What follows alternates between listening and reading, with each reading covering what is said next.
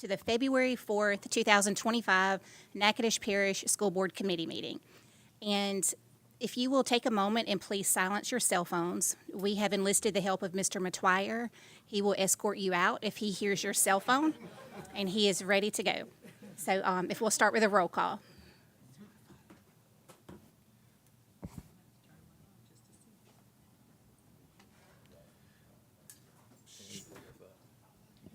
Yes, ma'am. I'm sorry. I was ready to roll. Mr. Danzy, Yeah, here. Mr. Matwire, Here. Mr. Benefield, Here.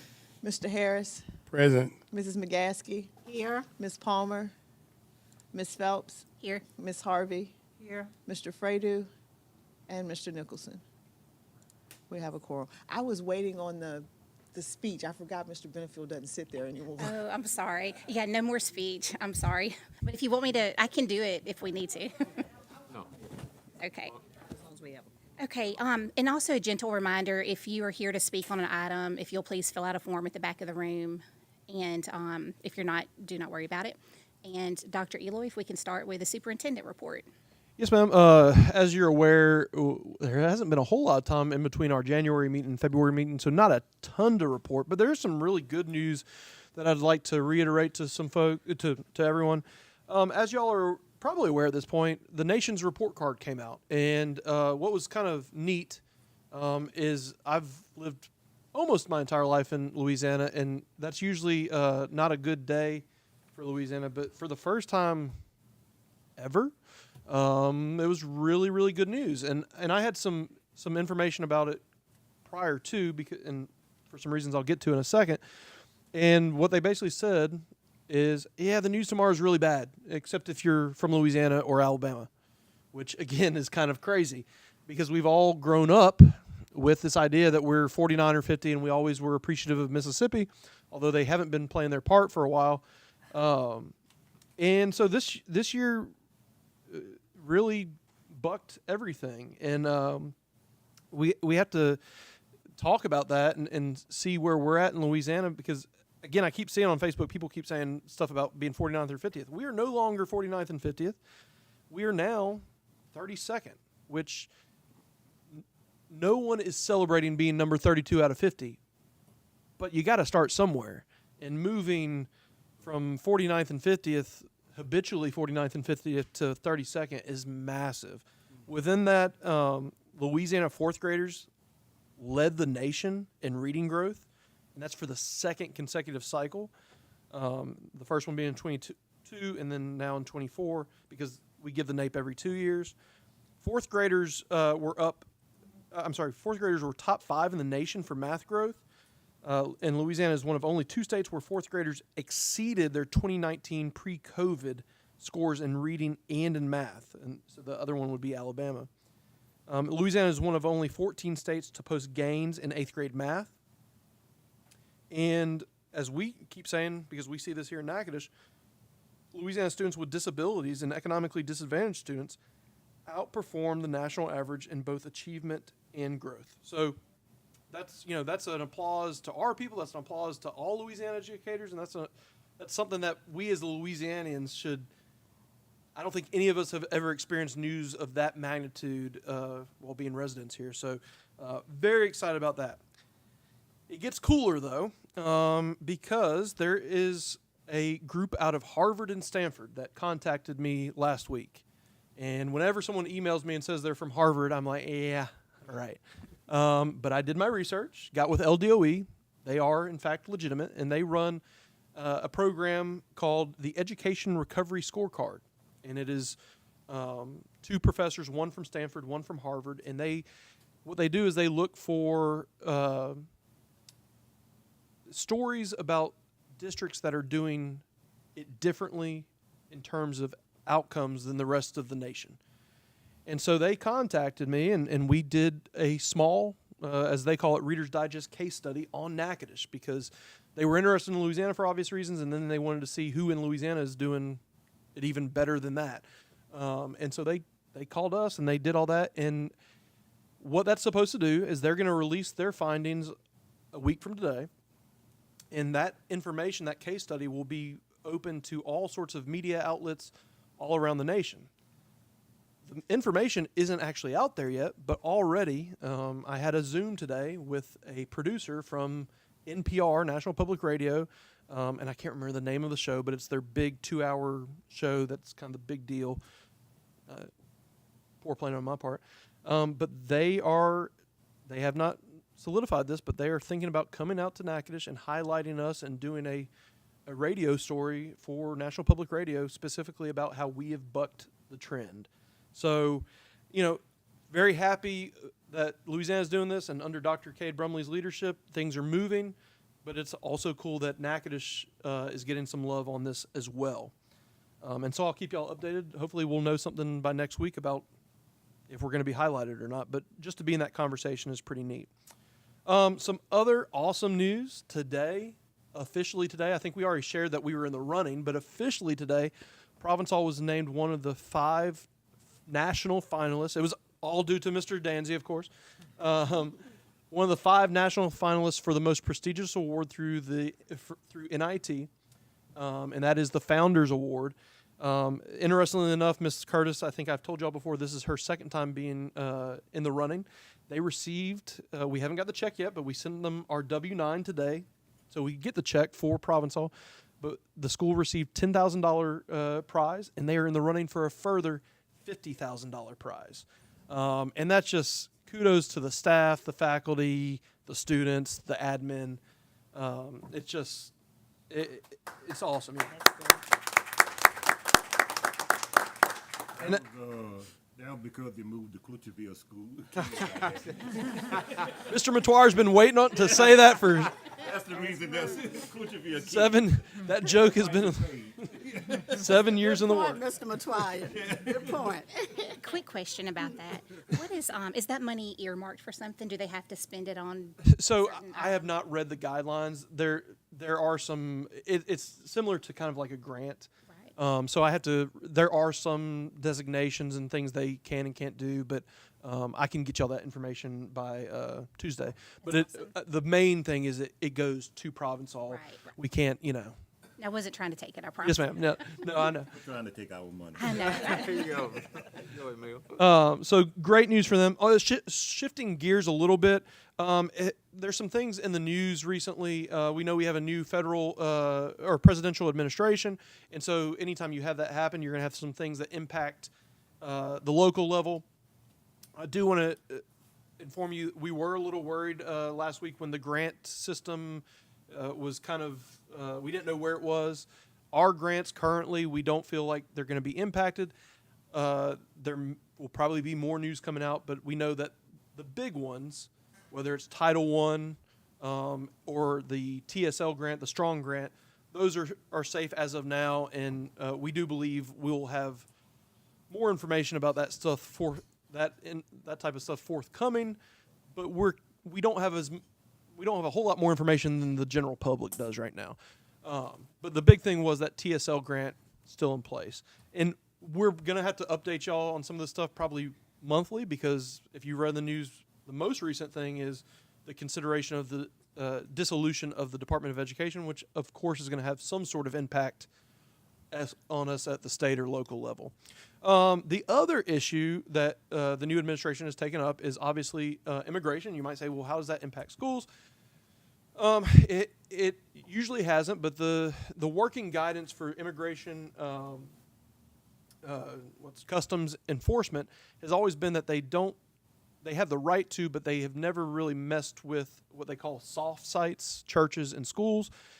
That's still, to some degree, in their working guidance. It has to be a criminal offense in order to enter into these facilities.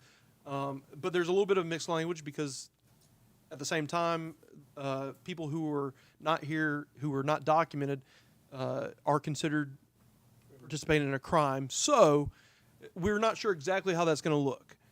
Because of that, many of the school districts reached out to our legal team, Hammond, Seals, and Geis, and we're like, hey, what do we do when this occurs? All of us want to safeguard children, but we also want to adhere to all the rules, whatever those rules are. And so Mr. Geis and his team, initially, I think the first parish that reached out was Bossier. They have 1,200 students who are in their EL program. We have 1/12 of that, 100 students. But through that guidance, we reached out to principals and said, hey, if you have someone from ICE come to your school, it's just like any other law enforcement. Treat them with respect and professionalism like we do everyone. But you do have to be aware of these things. So always, number one, call us at the district level so we can support you in their requests. And then also be aware that although they're a federal entity asking for certain things, we also have to be aware that students still have other federal things that we have to be aware of, such as privacy and FERPA and things of that nature. So again, I hope this comes across as non-political as humanly possible, because that's my role, is not to take a political leaning, but it's simply, we did feel as though our principals needed to know that, hey, this is something you probably haven't experienced before, so here's some guidance. And again, the guidance came from Hammonds and Seals, so we know that it's good stuff. At the same time, we also kind of nudged our principals and said, hey, we know that perhaps some of our students, specifically maybe our Hispanic students, may be experiencing a little more anxiety, and also perhaps some inappropriate stuff from friends and stuff, kids just saying kid stuff and they don't realize the impact. So we told them to pay attention to that. And then I also sent a letter trying to reach out to families in the EL population. We sent it both in Spanish and in English, trying to explain, hey, we understand this is going on, but understand that we believe that the safest place for your child, whether you're documented or not, and we don't ask for that information, is at school.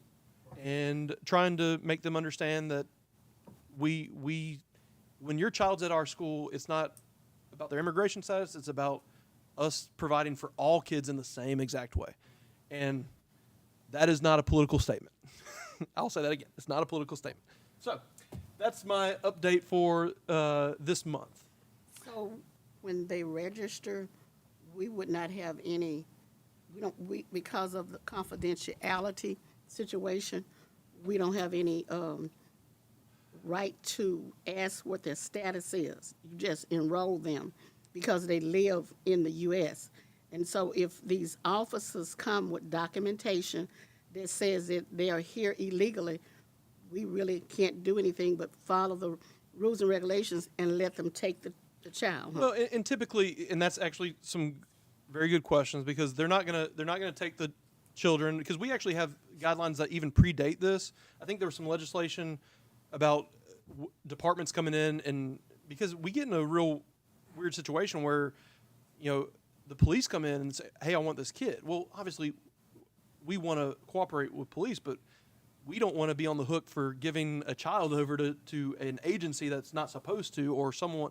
So there's already rules in place with that, and schools know that, if they ever have a question, they call us, we get on the phone with our lawyer, and it's not about impeding an investigation or anything like that. It's just making sure that we have all our ducks in a row just like everyone else.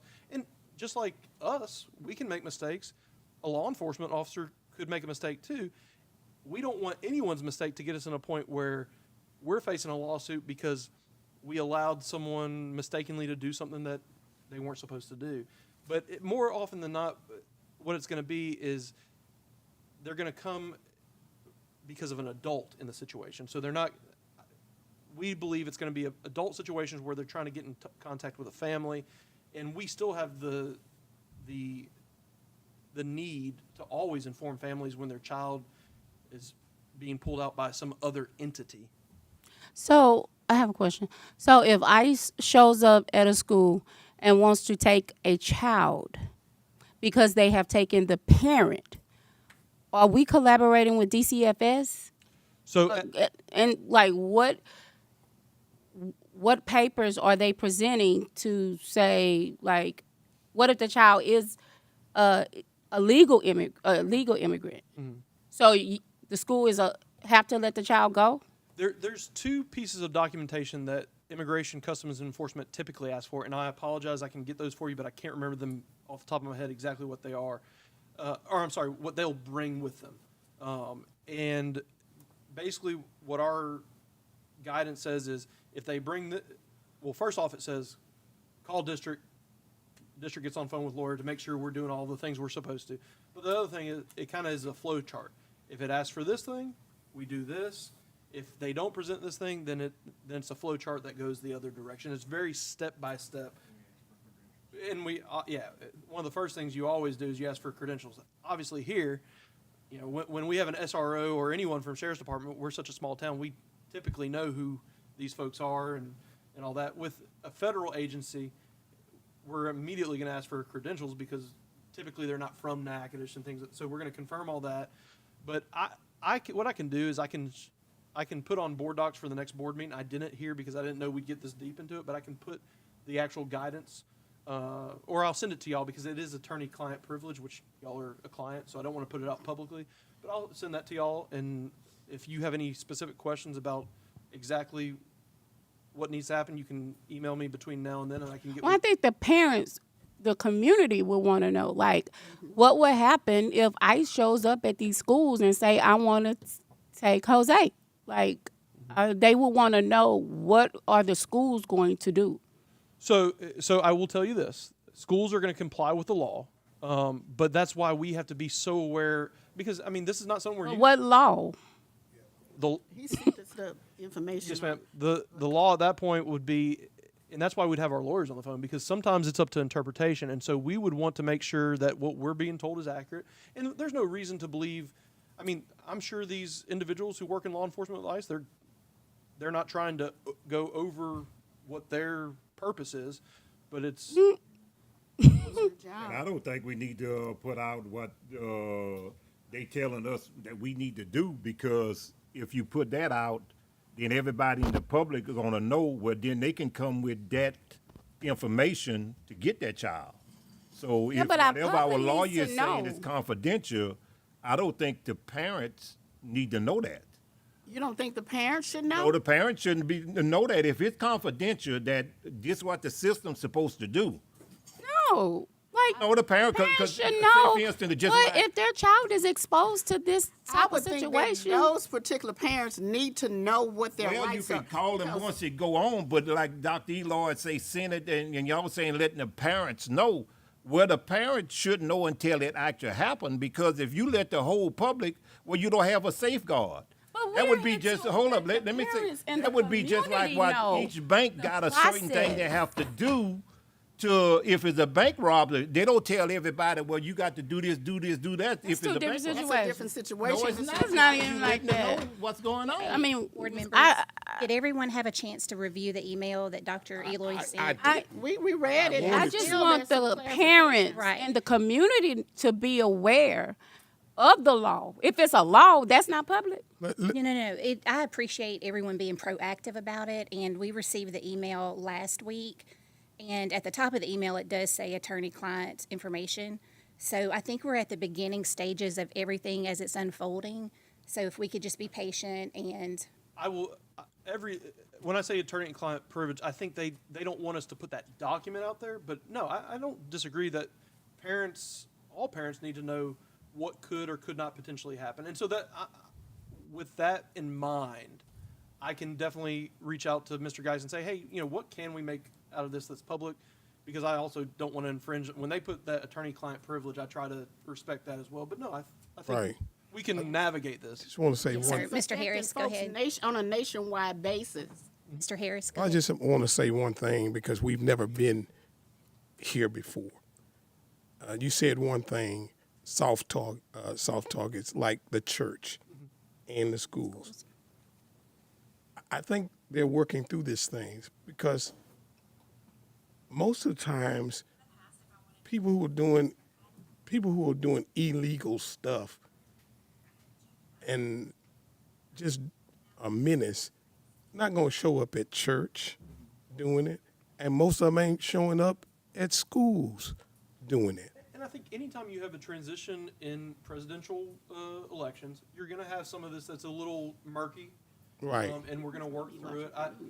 I will say this, though. What I want to make clear to everyone is what we need to focus on is not the politics, because probably on this Right. board there's disagreement on, Right. on the political part of this. This is about kids. That's right. And my only desire here is to, as much as I legally can ensure without going over the top and lying, I want to take away as much anxiety as I can in terms of when your students are with us, They're safe. they're safe. Right. And so, but yeah, no, I don't disagree with you, Ms. Denke. I think we can definitely navigate that in a way that informs people, but and also respects that attorney-client stuff. But you're right, laws are But they're there is public. a potential it could happen, and we need to be prepared for it, and at least educate the people in the field as to what are steps. That's right. First thing, pick up the phone, call the superintendent, let's go from there.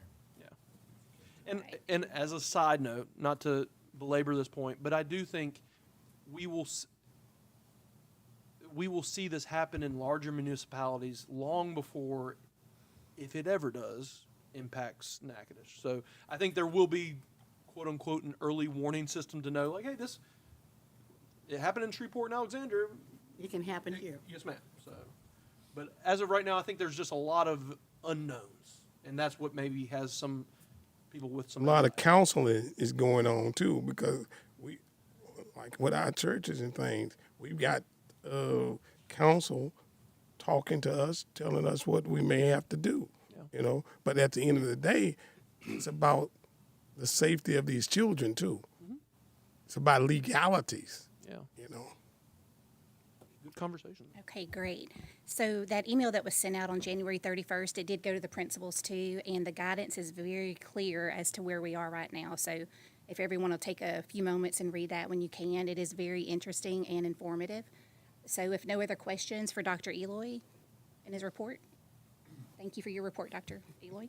We will move along to old business, which is discuss and consider adhering to the language of the NPSB and Payne Lawn Service contract language and issuing a 3-year renewal of said contract to include a 6.9% increase. Mr. Shirley, I can touch on this real quick, I believe. So here's where the mistake was made. If y'all recall, last board meeting, we were looking at this and saying there's no ability to make an adjustment. And then we had Mr. Wascom over there. He was saying, it's in the language, you can do this. And we were kind of at odds. What occurred is we scanned the original contract. When it scanned, 2 pages were left out. The 2 pages that were left out on board docs were the pages that allowed for the increase. So if you, Mr. Wascom, if you pull up that contract language, and I think it's section 4, it states that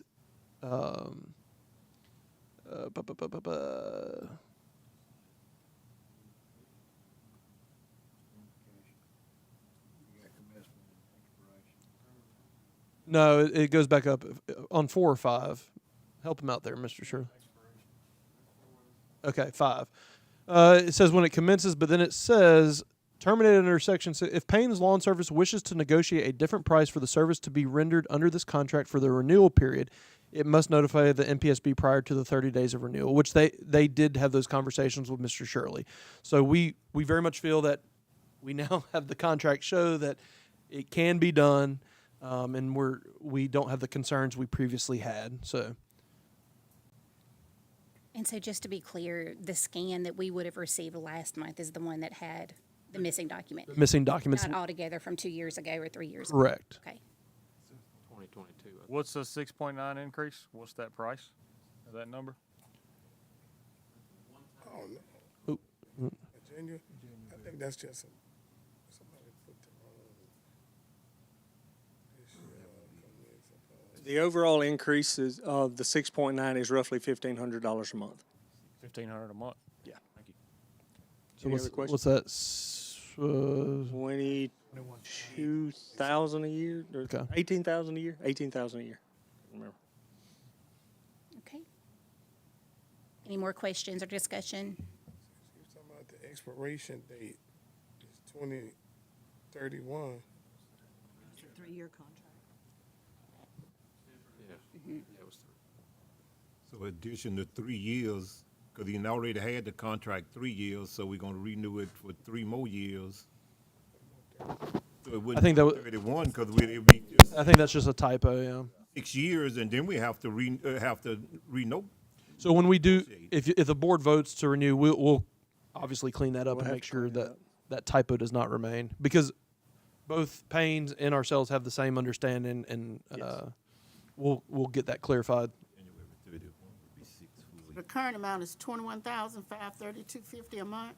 Per month. Per month. And honestly, I think that this basically goes along with inflation. I mean, when we signed this contract, Yes, it's been 3 years, and most of the time they increase about 2% a year, and we haven't increased in 3 years, so the 6% is about right. Okay, thank you so much for the information. All right, new business, item 4, school board member training resolution. Do we have that to present? yes, ma'am. So, would y'all like me to read this resolution? Yes, sir. We really like it when Lee Wascom reads. All right. So, to qualifying board members, this is from Dr. Pope and Mr. Vernon Travis. The purpose of this correspondence is to provide your school board members with recognition as a certified school board member for the 24 calendar year. LSBA has in place a voluntary program whereby a member is recognized for attaining a certain number of continuing learning units during a calendar year. This program is strictly voluntary and not part of the law regarding school board member training.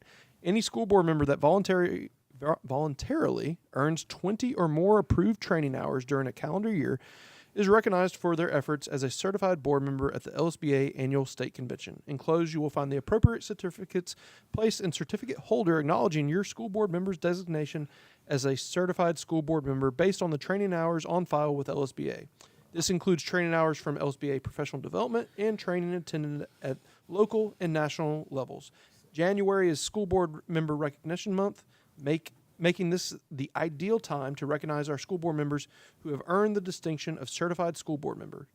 Please do not hesitate to contact our office for additional information or assistance. So, without further ado, If anyone is missing hours, Chad Fradu turned in our hours. We have it on video of him walking them up. So if anything's missing, please see Chad. so we now have Miss Reba Phelps, certified board member, Pastor Stephen Harris, certified board member, Miss Leela Harvey, certified board member, Miss Dorothy McGaskey, certified board member. I thought it was coming in a frame. You'll have to contact We have Dr. budget Pope on- cuts. Mr. Emil Matwire, certified board member, Talk to Vernon from Vernon. Miss Barbara Page, certified board member, Miss Barbara. and finally Miss Tankia Palmer, certified board member. So congratulations to those board members who went above and I'm sorry, I have one more. Sorry, it was attached. Mr. Billy Benefield, certified board member. I want everyone to give themselves a round of applause. This was no easy feat, getting all this education.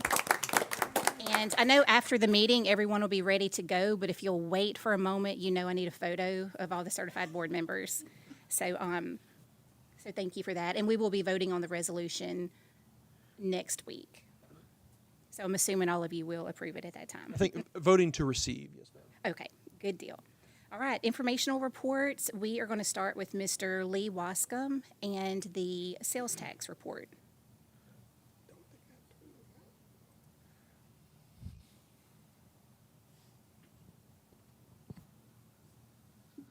Good evening.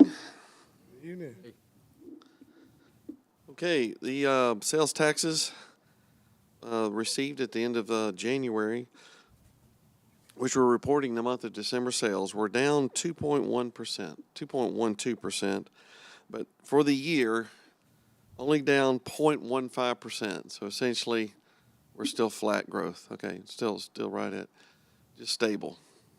Mr. Wascom, did they include those car numbers from the previous month? They did include the numbers, and just so I was surprised. I was hoping for a big boost upward, but it didn't happen at this time.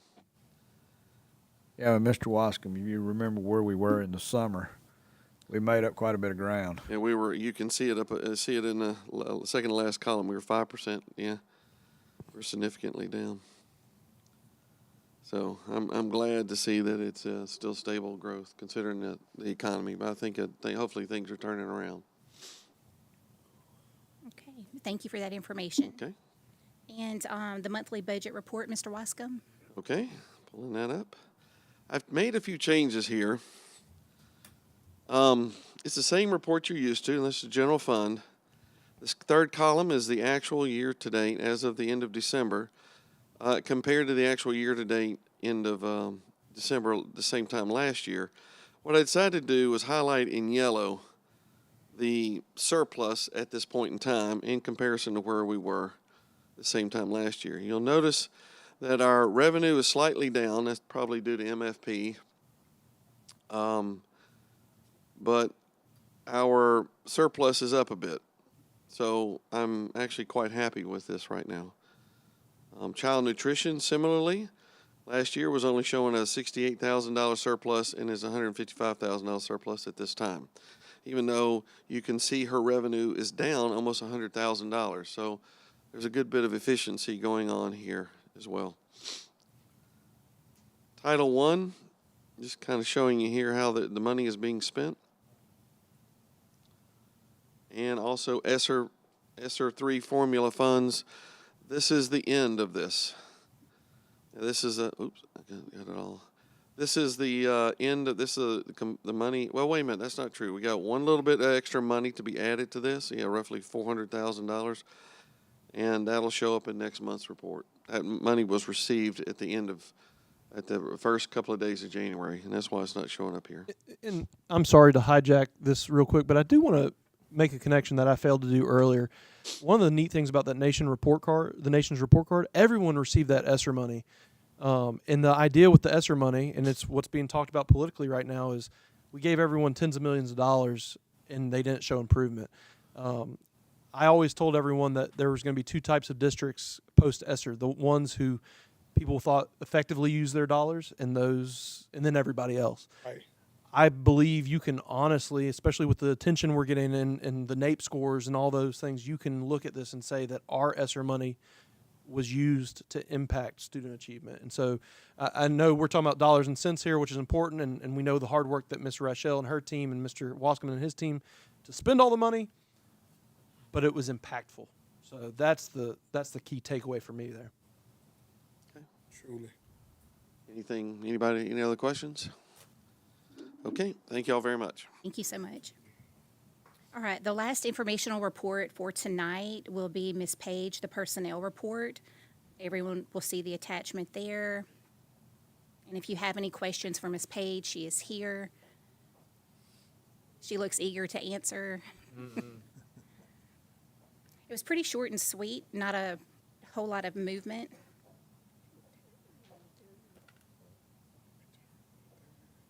Good evening.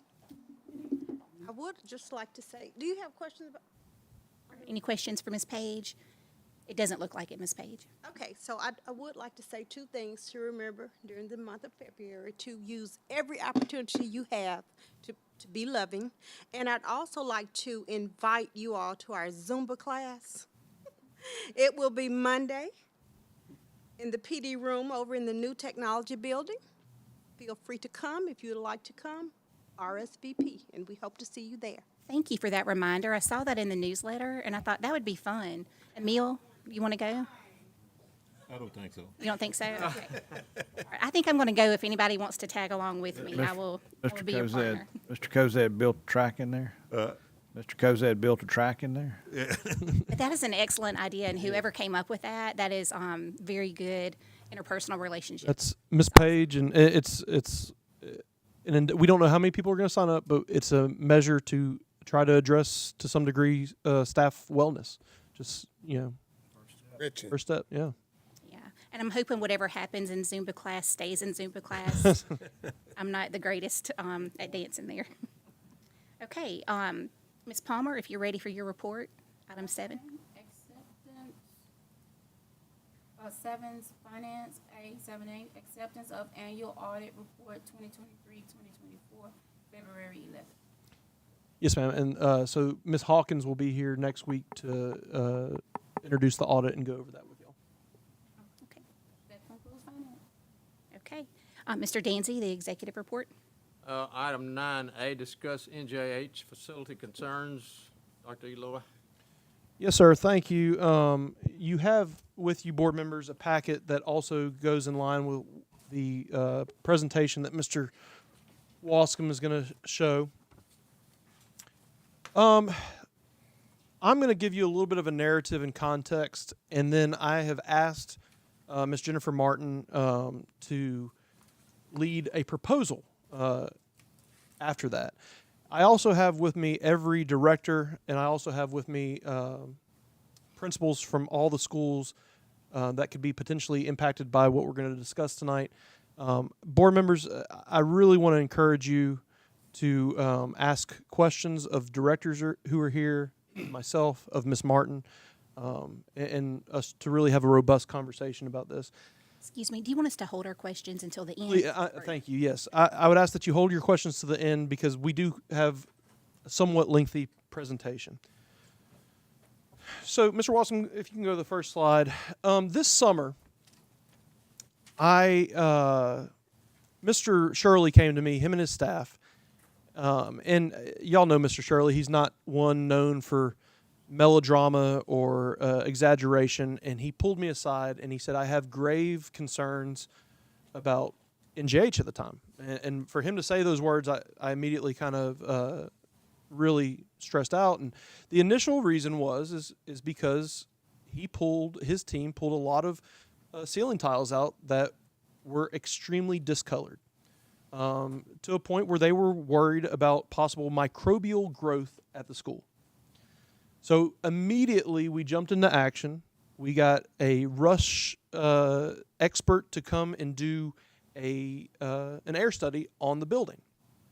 And thankfully, that study showed that actually our air quality at NJH is very good. It's not at any level that is abnormal. It's not impacting anyone's health. It's not impacting really anything. But obviously we had that concern because we're pulling these ceiling tiles out that just look, to a layman, they don't look good. If they're in your own house, you'd be worried as well. So fast forward to around, I believe, September or October, I brought to y'all's attention, and this was also because I've had numerous conversations with Ms. Conde over the past 3 years about the constant needs of her school in terms of it as a facility. She is very on top of things.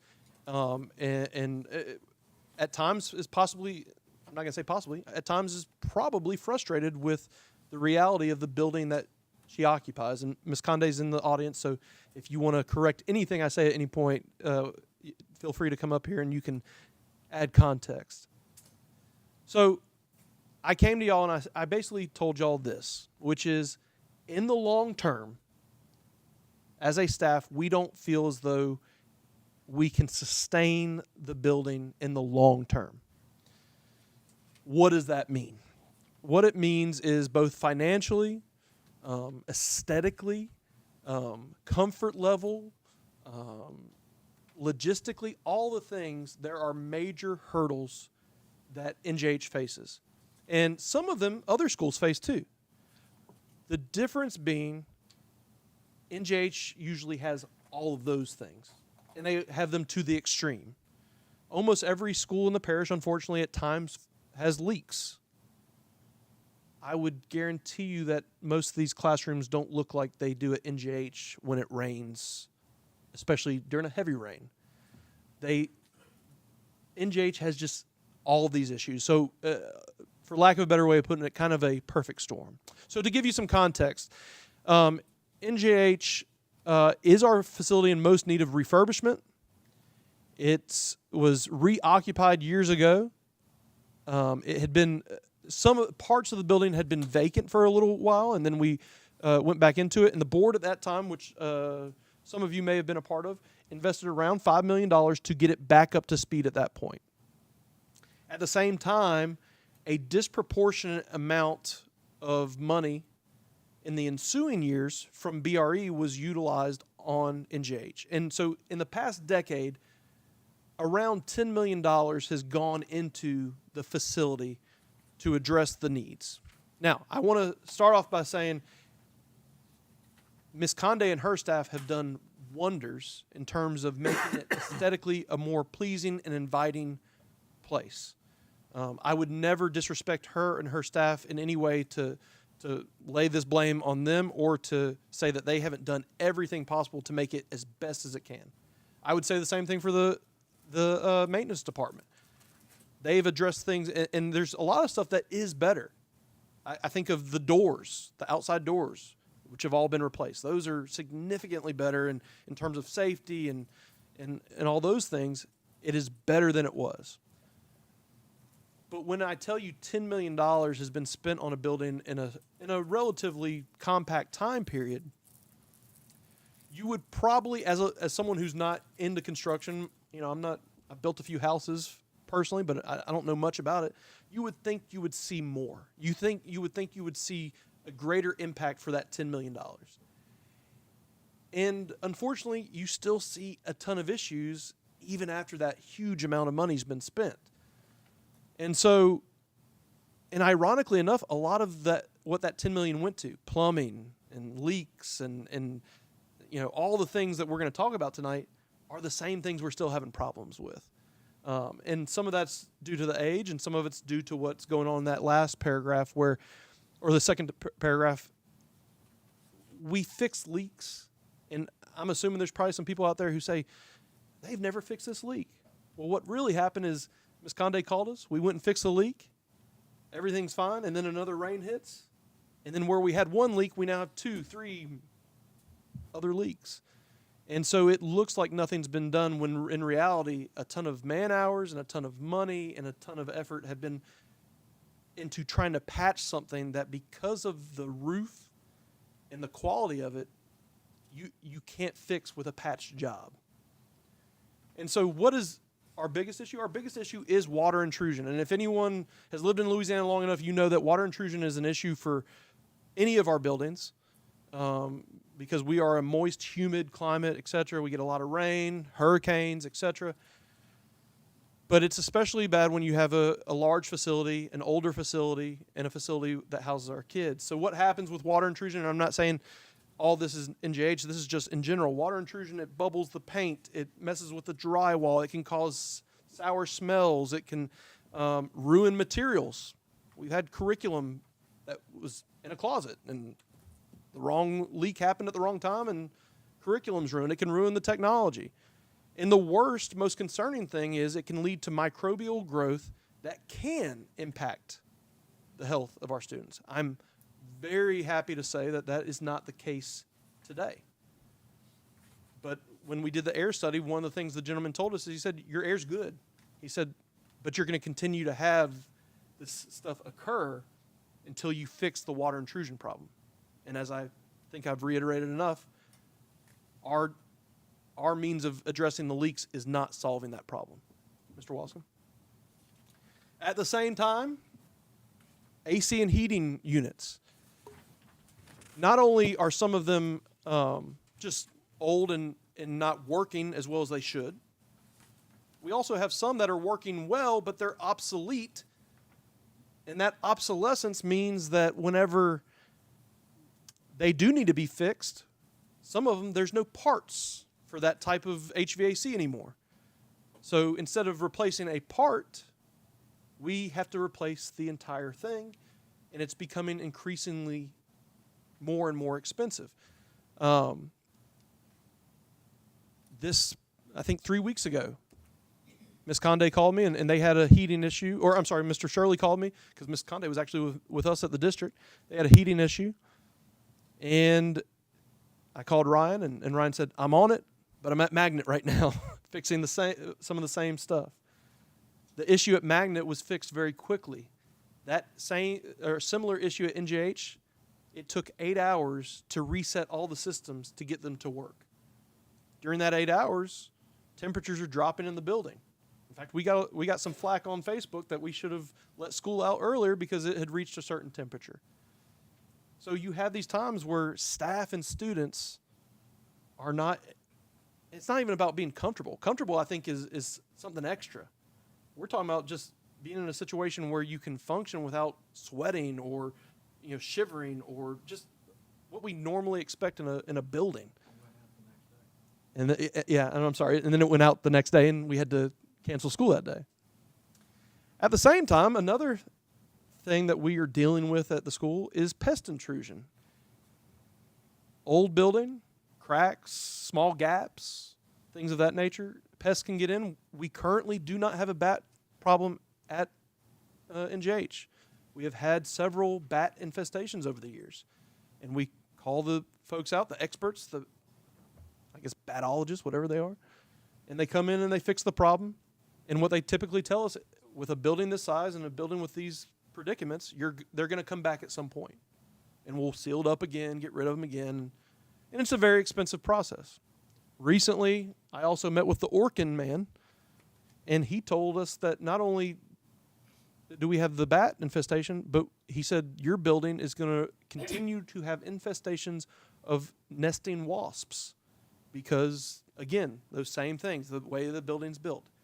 I don't want to paint this picture that, like, students are running from wasps and bats and water all day, but I need y'all to understand the true picture of it's not the best it could be, and it's not comparable to a lot of our other buildings in the parish. The wasp situation is especially concerning because we do have students who have, allergies, and EpiPens have to be used and all those type things. But again, I'm trying to inform y'all without being melodramatic about it as well. Mr. Watson? So the building's 68 years old. That's old for any building, but not only that, we did vacate it for a time period, or parts of it for a time period.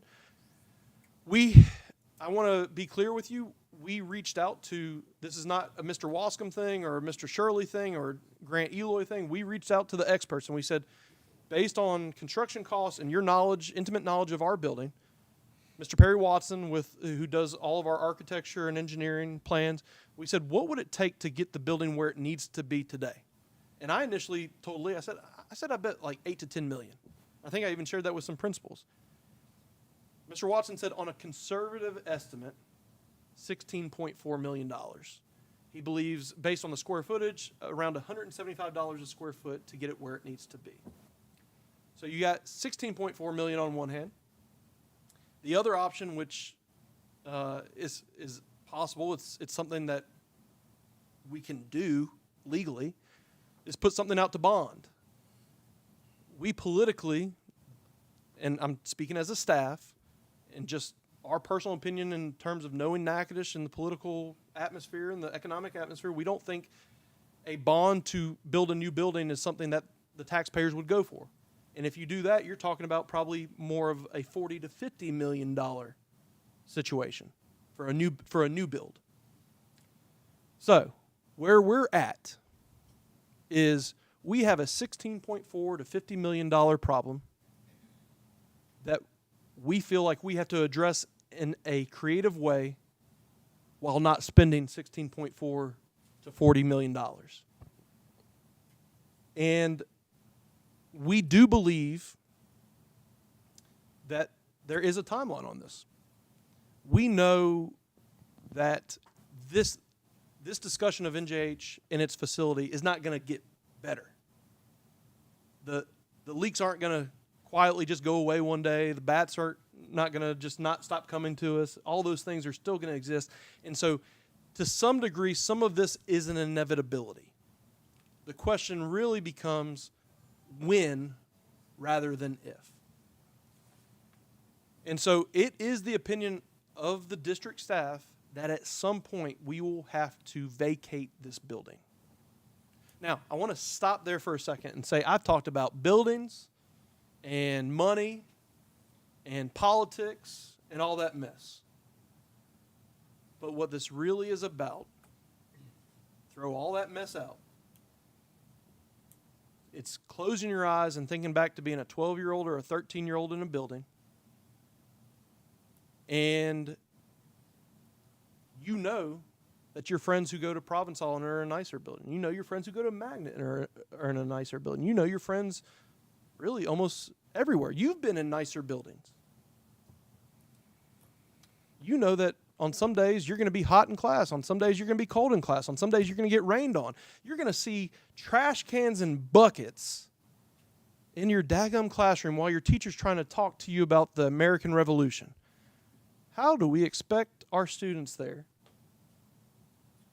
to perform when they're having to deal with all this ancillary mess that is unfair to them? we know that there's already struggles that are inherent to NJH. They have a higher proportion of students with socioeconomic needs. They have the struggles that we know persist to some degree in the city schools. And I want to be real quick to counter that with also saying our city school principals have done some amazing work in those schools. And the last thing I want to do is stymie that or slow that down. But I can tell you this much. If I was a 13-year-old in that building, I would feel that the district didn't value me as much as my peers in other buildings. I know that that's not true in my heart, but I also know that's how I'd feel. You know, some of these kids, they know, oh, you go to NJH, and me and Ms. Conde have talked about this. All the things that people think about NJH, and half those people have never been in that building. They feel that it's a this school or that school or blah, blah, blah, all these things. And how are we counteracting that when the kids walk into a building that is by far the building with the most needs, the most obvious needs in the entire district? So, we're going to talk to you about a proposal. And I want to be very clear on that proposal. I have lived in Natchitoches for 4 years and 9 months. I'm not from here. It's my adopted home, but it's not my home. And there is a context and a history that I don't know about every bit of it. And I don't know where all the skeletons are buried, and I don't know all the wrongs that have been done, and I don't agree with a lot of it. But we want to be, as a staff, as sensitive as possible as we navigate this discussion, because we know there are strong feelings about any action we take. And there's nothing I can say to make some of the past go away and fix some of those wrongs and perceived wrongs and all that stuff. But I can guarantee you this. As my staff navigates this, our only question is, what is best for kids? And that's when I want to draw one clear distinction, and Mr. Fredu's going to be so upset that I even utter the word Goldana, but I told him I would.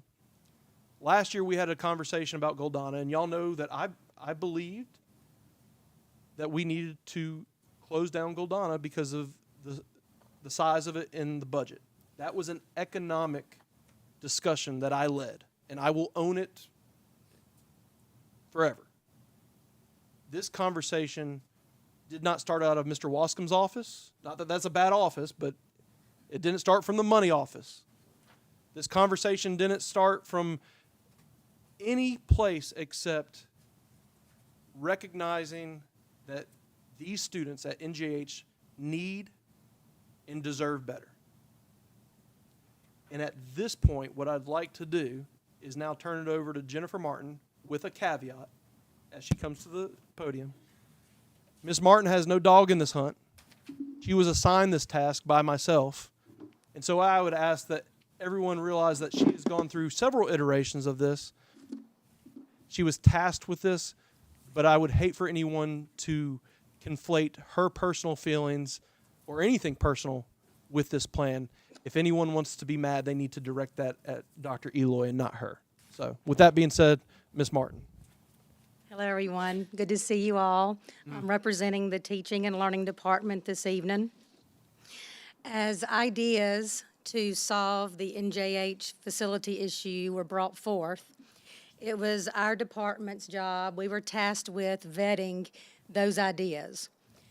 In order to deem an idea viable or not viable, there were multiple pieces of information we had to take into account about school operation.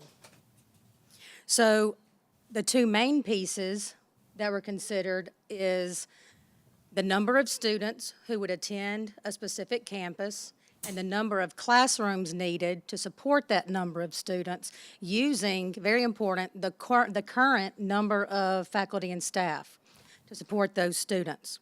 Multiple ideas were vetted, and of all vetted ideas, it landed at one most viable and equitable to student proposal for grade-banded city school students.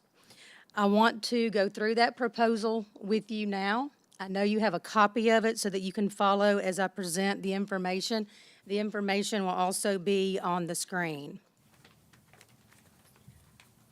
The district proposal is to reband city schools to include a total of 4 campuses instead of 5. So you see this on your chart. The current configuration of city schools is on the left. It involves 5 campuses. LP Vaughn Elementary is our pre-K through 2nd grade-banded school. 3rd and 4th grade attend Weaver. East houses the 5th and 6th grade.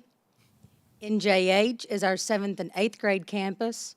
And Natchitoches Central is the high school. So currently, from 2018 to present, that has been our grade-banded city school system. Our proposal to decrease the number of schools from 5 to 4, the reconfiguration proposal is on the right. LP Vaughn would have no change. It would stay a pre-K through 2nd grade campus. MR Weaver would have a change. That would become a 3rd, 4th, 5th grade campus. NJH would have a change. It would become a 6th through 8th grade campus, and it would be located at the current Magnet campus. So NJH would have a grade level added to that campus. It would also move campuses to the current Magnet location. And Natchitoches Central would have no change. It would serve as the 9th through 12th high school.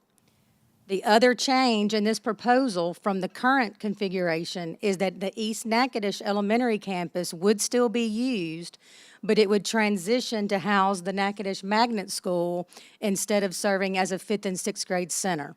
So I just want to be clear on what the makeup would be of these 4 campuses. The configuration would involve 2 campuses that have no change. That's LP Vaughn, Pre-K 2, and Natchitoches Central, 9 through 12. Weaver would be located in the same place, but it would be 3rd, 4th, 5th grade. And NJH would add 6th grade and be located at the current Magnet campus. East Natchitoches would no longer be in the city school grade-banded system, but it would still be used as the Magnet campus. So you would have Magnet moving to East, and that's how we would use the East campus, and NJH moving to the Magnet campus and serving 6th, 7th, and 8th grade as a true middle school setting. So that is our proposal. Now, ultimately, it means that city school grade-banded students from a pre-K through 12th grade educational career would decrease their transitions between campuses by 1 campus. So ultimately, research does support this change. This is our 4th school year for our department, Teaching and Learning, principals, master teachers, and classroom teachers to dig into research about positive and negative effects of student learning. And one thing we have learned, it centers around John Hattie's visible learning and positive and negative effects, effect size of learning, is that if a student changes schools too frequently, it can have a negative effect on that student's learning. Now, I'm passionate about the grade-banded system. I am in favor of the grade-banded city schools. I was the first principal at the Weaver campus when grade-banded came into play in 2018. And I believe in the grade-banded system for our city schools.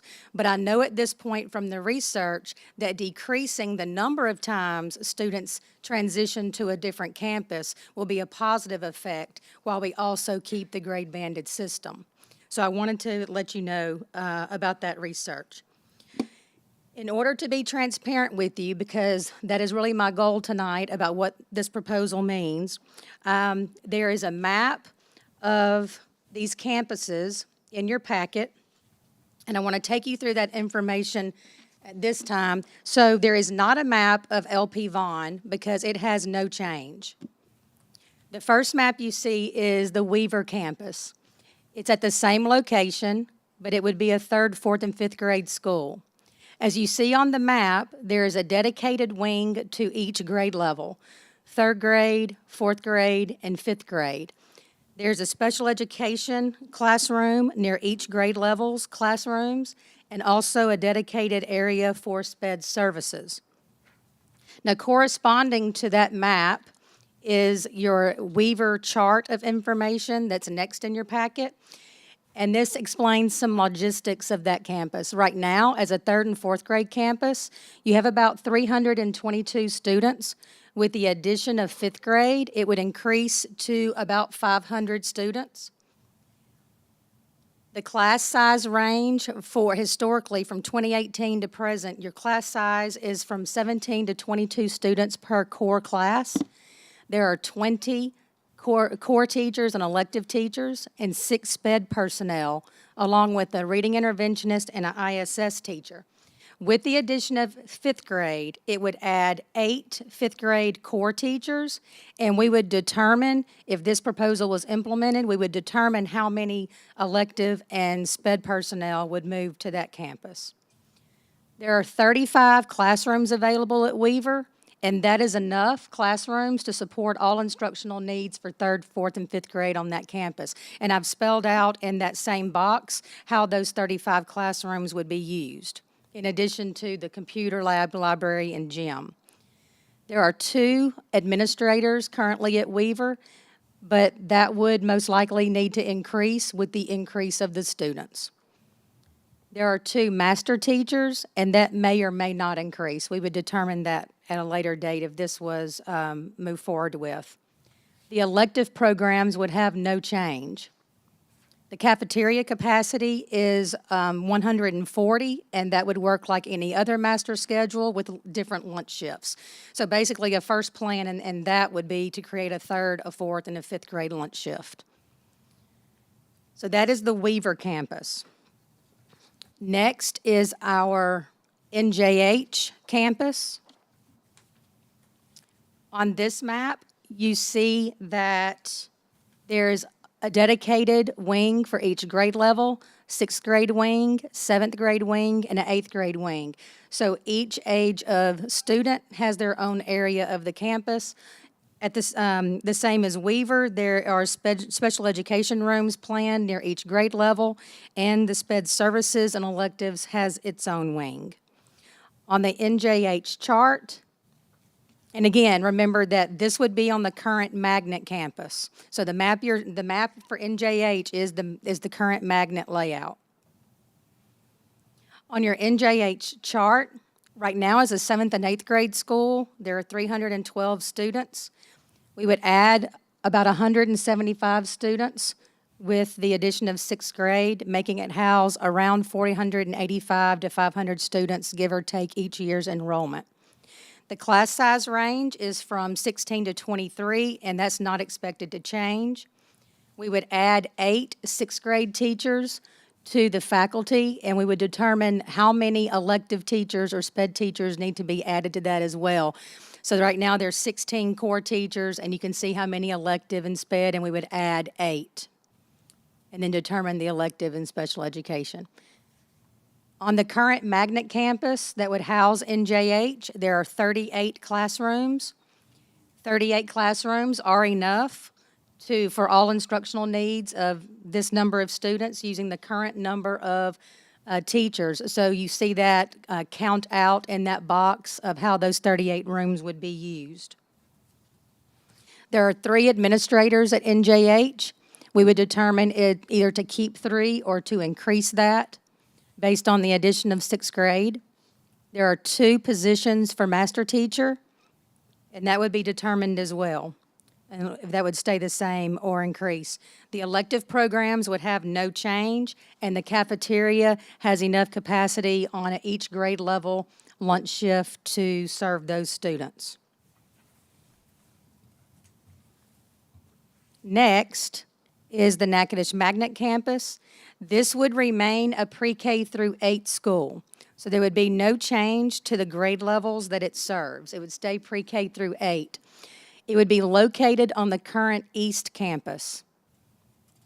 When you look at the layout on the magnet map, you see that it's carefully planned on how this would lay out to serve pre-K through 8. Pre-K through 4th has a dedicated wing. Then intermediate elementary for fifth has its own area, and then junior high has its own side of campus. And then you can see where the electives would be located. Currently, Magnet has 347 students and a class range from 15 to 21. That could change with applicants being admitted to the school. You know, they have the ability to up that upon accepting more applicants.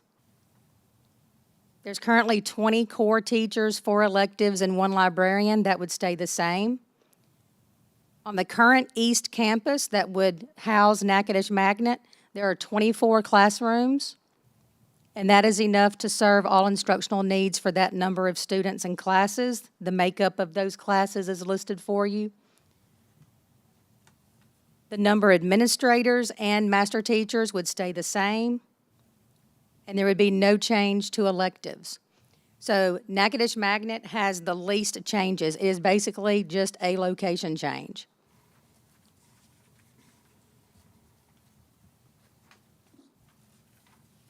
So I just want to reiterate that this proposal was landed on because of all the ideas that we vetted. This was the one that was most viable, that can be carried out and serve students equitably with all the puzzle pieces working, physically and instructionally.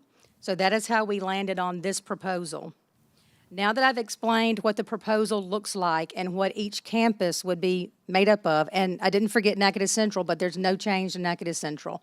So that's why there's not a map and chart for that school. Mr. Wascom, if you could move to the considerations. So with the teaching and learning department, every decision that we make is with the student in mind. So I've compiled this list of considerations for you with the perspective of what does this mean for a student that is a city school grade banded student. So this is in random order. I just wanted to make you aware of what these moves mean. As far as a student in pre-K through 12, again, I'm decreasing my transition to campuses and city schools by 1. I will attend 4 schools instead of 5 over my educational career.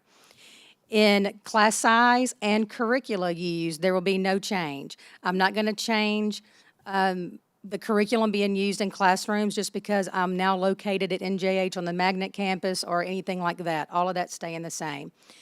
The academic support, so master schedules for Weaver and NJH would have to be created. The WIN period that is so important and vital to our district would stay embedded in the master schedule. Quarter proficiency checks and quarterly data reviews, there will be no change with that. So students' progress and proficiency would still be checked on a quarter basis.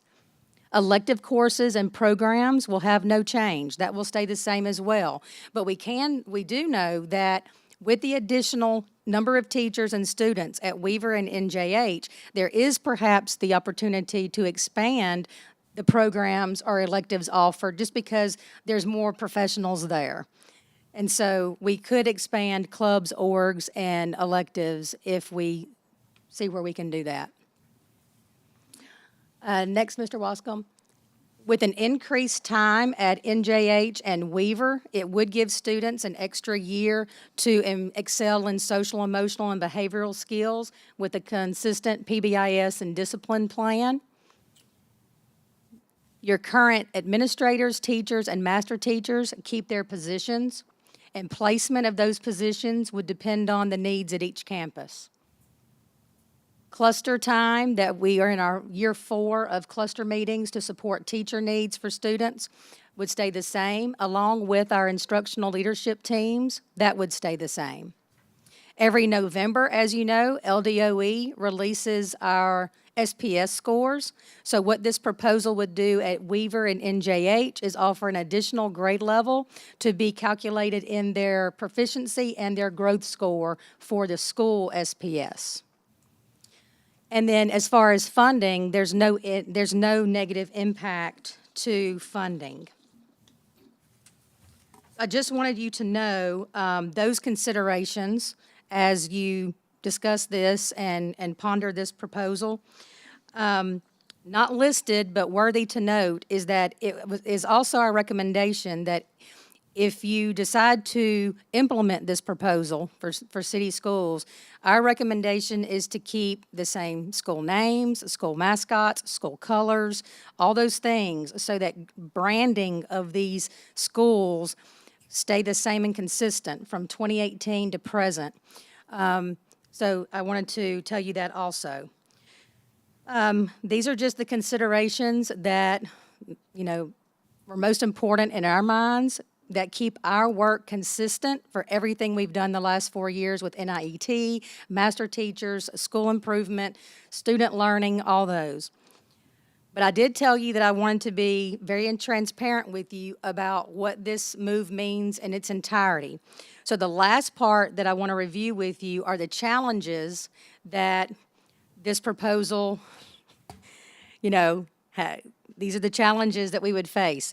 So this is not roadblocks. So I want to be clear that it does not say roadblocks. It says challenges. Who are the challenges for? Not the students. It is the challenges of T&L department, human resources, data management, maintenance, SPED, technology. So if the board decides to implement this, I want you to know that our departments are waiting daily for your decision, because these are not roadblocks again, but this is what we would be doing when we heard the word go. And that would entail the T&L department. We would go into action with planning the admin, faculty, and staff on these campuses, mainly Weaver and NJH, that would have the change. And the plan, the summer plan and timeline for moving and preparing campuses. I've given you a little list there of what that will entail. The impact of summer school. So we would be waiting for this decision in order to plan summer school for this coming summer. Campus master schedules, we will be creating that for Weaver and NJH. Echo bus transportation will have some rerouting to do. It should not be a ton, but it will be some that Echo will need to make rerouting plans. Informing stakeholders. We have some NJH sports facility plan to discuss and decide. It's just that this is a list of things that, if this was to be implemented, these things have to be intricately planned and implemented in a strategic timeline by the people sitting in this room to have it ready for students. So I just wanted to give you that list. After that district logistical challenges, after we do that part, then at the school level, the challenges there would be to follow the end of the year moving plans and make sure the district list is followed, setting up campuses following the district moves, rostering students into the new master schedules for Weaver and NJH, principals planning morning and dismissal shift and lunch shift plans for student management. What I mean by discipline management is just adjusting PBIS and discipline programs to manage the addition of students at Weaver and NJH. What it means by parking and traffic at each campus, that made the list because there will be a parking and traffic change. However, when we think about it, Weaver used to house 630 students. So at 500, there is less. There's more than now, but less than has been. So it shouldn't be it shouldn't be a traffic issue that can't be navigated okay. And then Magnet, located on the East campus, would actually have less traffic because it has less students than East does right now. And then the traffic and parking plan at Magnet, which would be NJH, may be a little bit less because NJH doesn't usually have as many in the car line as Magnet does. So it did make the list as a challenge, but it should be very navigable. So I just wanted you to know those challenges so that you would be aware of why we're waiting on your decision. That completes the district proposal. Ms. I know you have a lot of questions. Ms. Martin. Yes. Before we get to questions. Okay? That was a very comprehensive proposal. I just told Dr. Eloy she is a rock star. Her team is amazing. This is very informative. But before we entertain questions, if board members have questions, if you could say who your question is directed to, whether it be for Ms. Martin or Dr. Eloy. Or any of the directors, and I actually have one small piece left. Okay, so Yes. we feel as though you have three options, and I know I always put number one. You have the option not to address this at all, although that would carry consequences. The second thing is to adopt this for the 25-26 school year. The third is to adopt it for the 26-27 school year. I would like to briefly, and I'm going to underline and italicize and bold that word, have Mr. Shirley and Mr. Wascom come up to, if we can, in under 5 minutes, Absolutely. discuss the implications of 25-26 versus 26-27.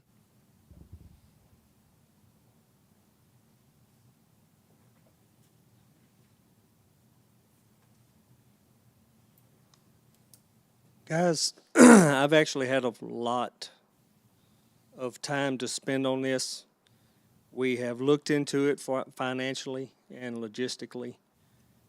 The finance side of it, I do believe it needs to be next year, just to keep the building in the way it is now and to upgrade the AC unit. Minimum, we're looking at roughly $1.6 million. Maximum, we're looking at closer to $2.5 million. In order to repair the roof in some areas, I'm going to have AC units taken off the roof, ductwork taken down, roof repaired, those AC units put back up there. That's not even considering the new units that have to be put in. Financially, there's a lot of work. Time frame. A project that big, we will have to get engineers involved because it goes over our threshold and we would have to put it out to bid. So you're looking 30 to 60 days engineering to get it correct, then 30 days out for bid. Then when the bids come in, then we have to vet everything, then we can assign. Most of our equipment that we're looking at is 6 to 8 weeks lead time. So by the time you add all that up, it's next year already before I get to turn a screw or do anything. So that's where I stand from a facility side and from looking at the numbers. Mr. Wascom, yeah. Wait, before you, Mr. Shirley, how many times did we end up having to rush store in to fix things in the last couple of years? Can we save those questions for the end? Mr. Oh, I'm Wascom? sorry. Yeah, and then we're going to cover all of that. Okay, I'm sorry.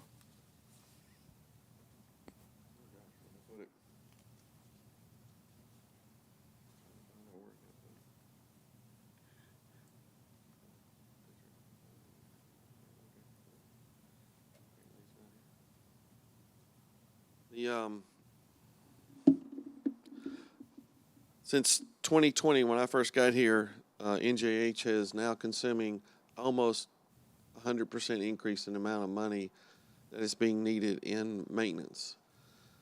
This is due to increasing issues that Mr. Shirley is telling you about. One of the things to remember that we are going to have to address these issues, whether we choose to put it off, do it now or later. We have to open up the roof, fix it, and put it back together again and reassemble the AC units. You didn't mention a number, but I think it's around 2.5 million. 1.6 on the low end to 2.5. Yeah. But that didn't include the pest issues to solve the pest. No, I just don't want to confuse. We said 1.6 to 2.5. To basically get this. Now, earlier, Dr. Eloy mentioned 16.4. That's to basically abandon the building and let them completely fix it into something that will sustain it.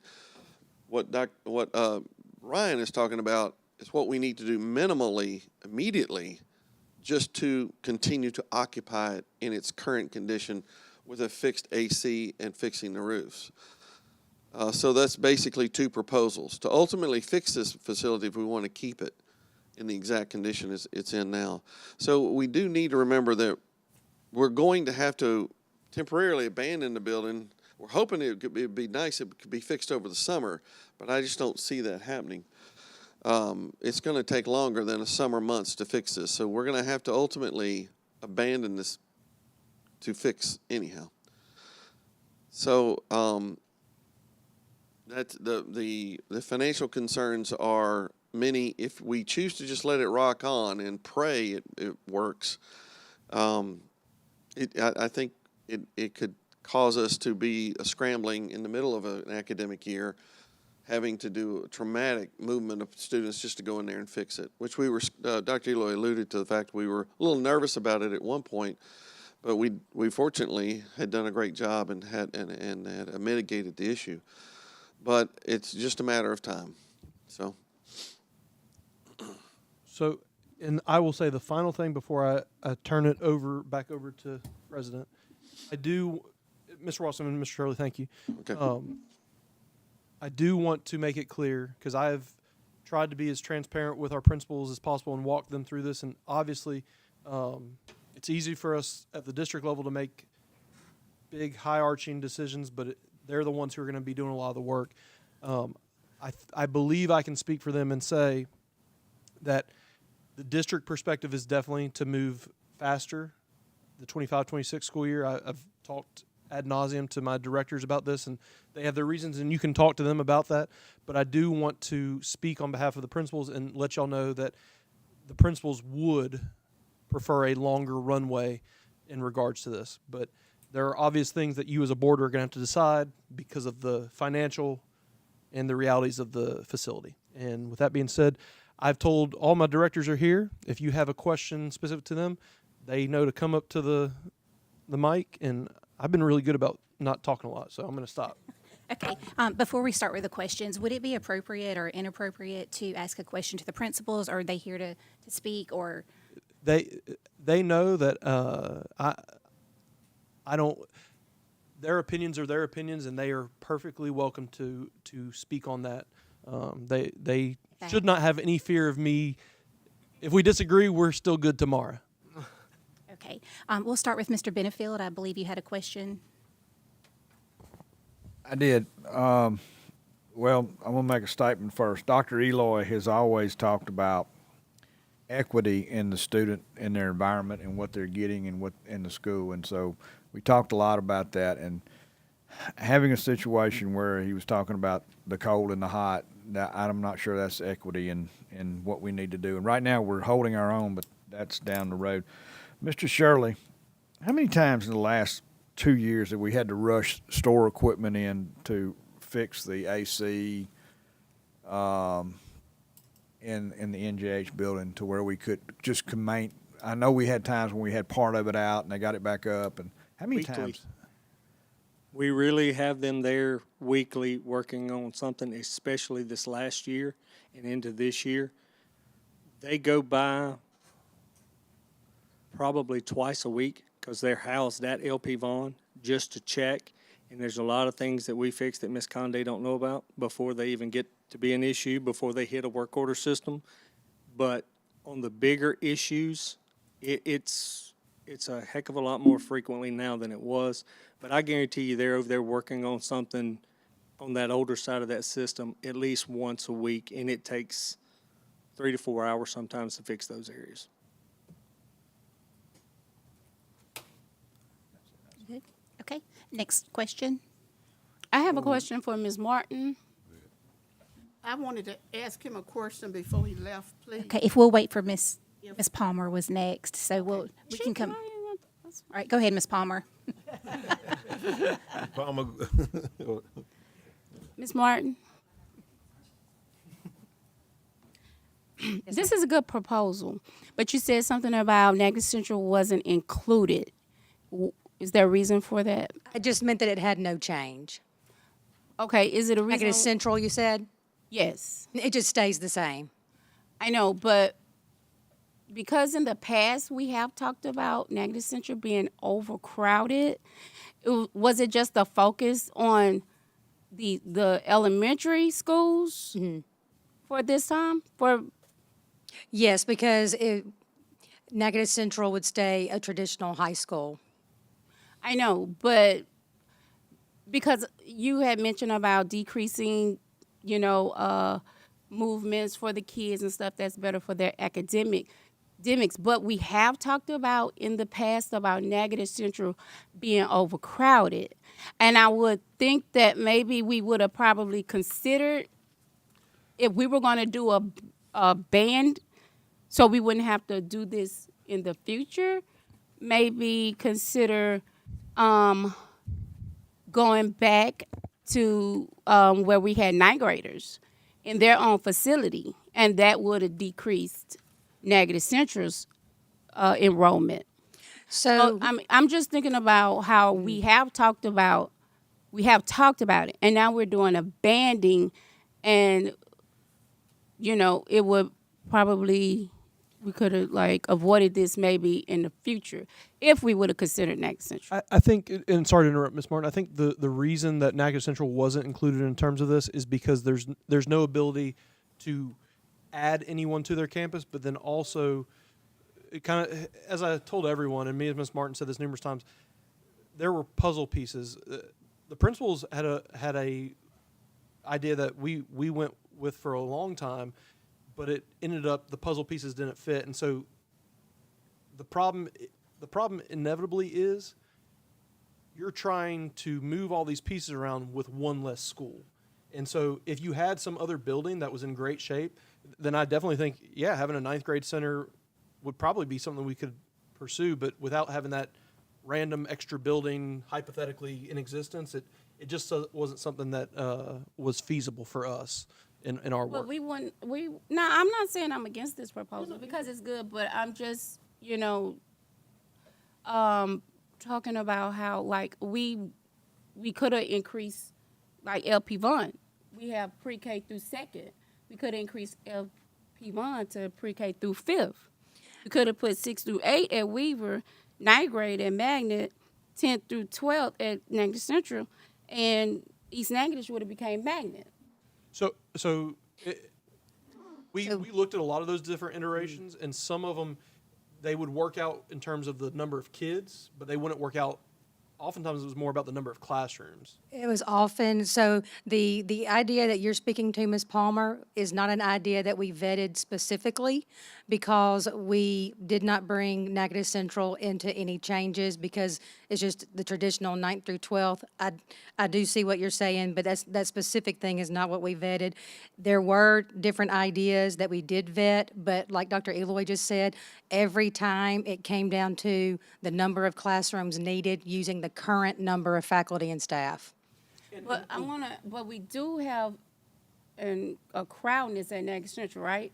So it depends on who you speak to, because I shared earlier with my staff that when I worked at Pineville High School, and I know people get sick of hearing that name, but when I worked there, not every teacher had their own classroom. We had several teachers. I think when I left, we had somewhere in the range of 4 to 6 teachers who were on carts. They had no home base class, and they would use different classrooms as they during different people's off hours. To me, that's overcrowded. Natchitoches Central, we're probably at a point where, if we got another 100 kids, we'd have some issues. But for the most part, it's near capacity, but it's not over capacity. I think right now we're at 11, the high 11s, and there's been a time where Natchitoches Central was closer to more like 1,300. So we're in a good spot. So Natchitoches Central is not overcrowded. In the minds of the district and based on experience, no, ma'am. I would be willing to say there are some people who possibly would disagree with me. But based on my experience, I would not say it's overcrowded. What's the maximum capacity for this school? So that's the first thing that we look for, Ms. McGaskey, in those things about class size is the state ratio is 1 to 33 in grade levels 4 through 12. So when we look at grade banded schools, when grade banding started in 2018, it was the goal of the team at that time for grade banded schools at third grade was they wanted to stay around 21 to 1, Even though the state ratio was 1 to 33, they wanted fourth grade through 8 to stay around 24 to 1, just because of the learning gaps and the instructional needs of those students. And so when we vetted these ideas, that was our goal, is to use the current number of faculty and staff so that the class sizes did stay in that range. This actually, I'm glad you asked that question, because the way my brain works, it brought something up that we totally forgot to say. We understand that if the board enacts this, whether it's this year, next year, whenever, this is going to cause some anxiety for staff. And I totally forgot to preface this by saying no one, because of this plan, is losing their position. You know, I assume I'll be asked, we're moving from 4 sites to 3 sites, and we have 4 principals. We don't know exactly what that's going to look like, but no one is losing their position as principal. We view that when this happens, there's going to be some hurdles. We're going to need that personnel. So there is no desire or plan to reduce staff because of this at all. We'll have the normal staffing meetings we always have, but no one will lose their position because of this proposal. When you Mr. say Mc- 24 to 1, you're talking about 24 kids, Yes, ma'am. 1 teacher. Yes, ma'am. That was the initial want in grade banded schools in 3rd through 8th in 2018. As of now, that's been maintained. As you see on the charts for Weaver and NJH, those class sizes are, I believe it was 17 to 23-ish. So we've been able to maintain that so far. And Ms. McGaskey, I'm glad you're asking questions, because one of the issues that came up today, and I'm going to steal Mr. Legron's thunder, but he brought up something that him and Ms. Lacaz brought up that I think will interest you a great deal and also interest Ms. Harvey a great deal. We realized in this process, for instance, one of the things is East and Weaver, where's Ms. Pinckney? Am I saying that correct? There she is. They share a social worker, correct? In this process, because of these combination of these schools, we believe that we would be able to house a counselor and a social worker at every site, which is currently not the case. And we also believe that because of this combining, that Ms. Lacaz said today, and she may say it more eloquently, that she'll be able to more strategically administer her staff in a way that's more impactful than it even currently is for our students with special needs. So those are two. Some people may see them as minor, but we see them as some things that could really benefit these schools if this potentially happens. So I apologize. Mr. Metoyer, you had a question? Yeah. So if we do it this year, it can be did this year without a big old mess or anything like that if we decide, because really and truly, I was the first one to say if we're costing this kind of money with to keep this school open, let's do it this year. Then we come back and we met and we say, well, maybe we need to wait till 26, 27, because all y'all know I'm a penny pincher, and if it's costing that kind of money, that what they're saying, if we can save that money, maybe we can put the money somewhere else, or even put it on salary somewhere else. Because you're talking about $2 million, that's a lot of money. And we, with the public looking at it, we are here to manage the public money. So if we wasting $2 million, we ought to be shaming ourselves if we can't not waste $2 million this year. So to answer your question, Mr. Metoyer, I posed that exact question to the district level staff. And it's not that there's not anxieties there, and that there's not concerns there. But a little bit of history, I was reminded that in 2018 when banding first transpired, that meeting occurred in February and was voted on in February. We don't believe you're going to vote on this month, nor do we think it would be intelligent to do that. I hate to say it that way.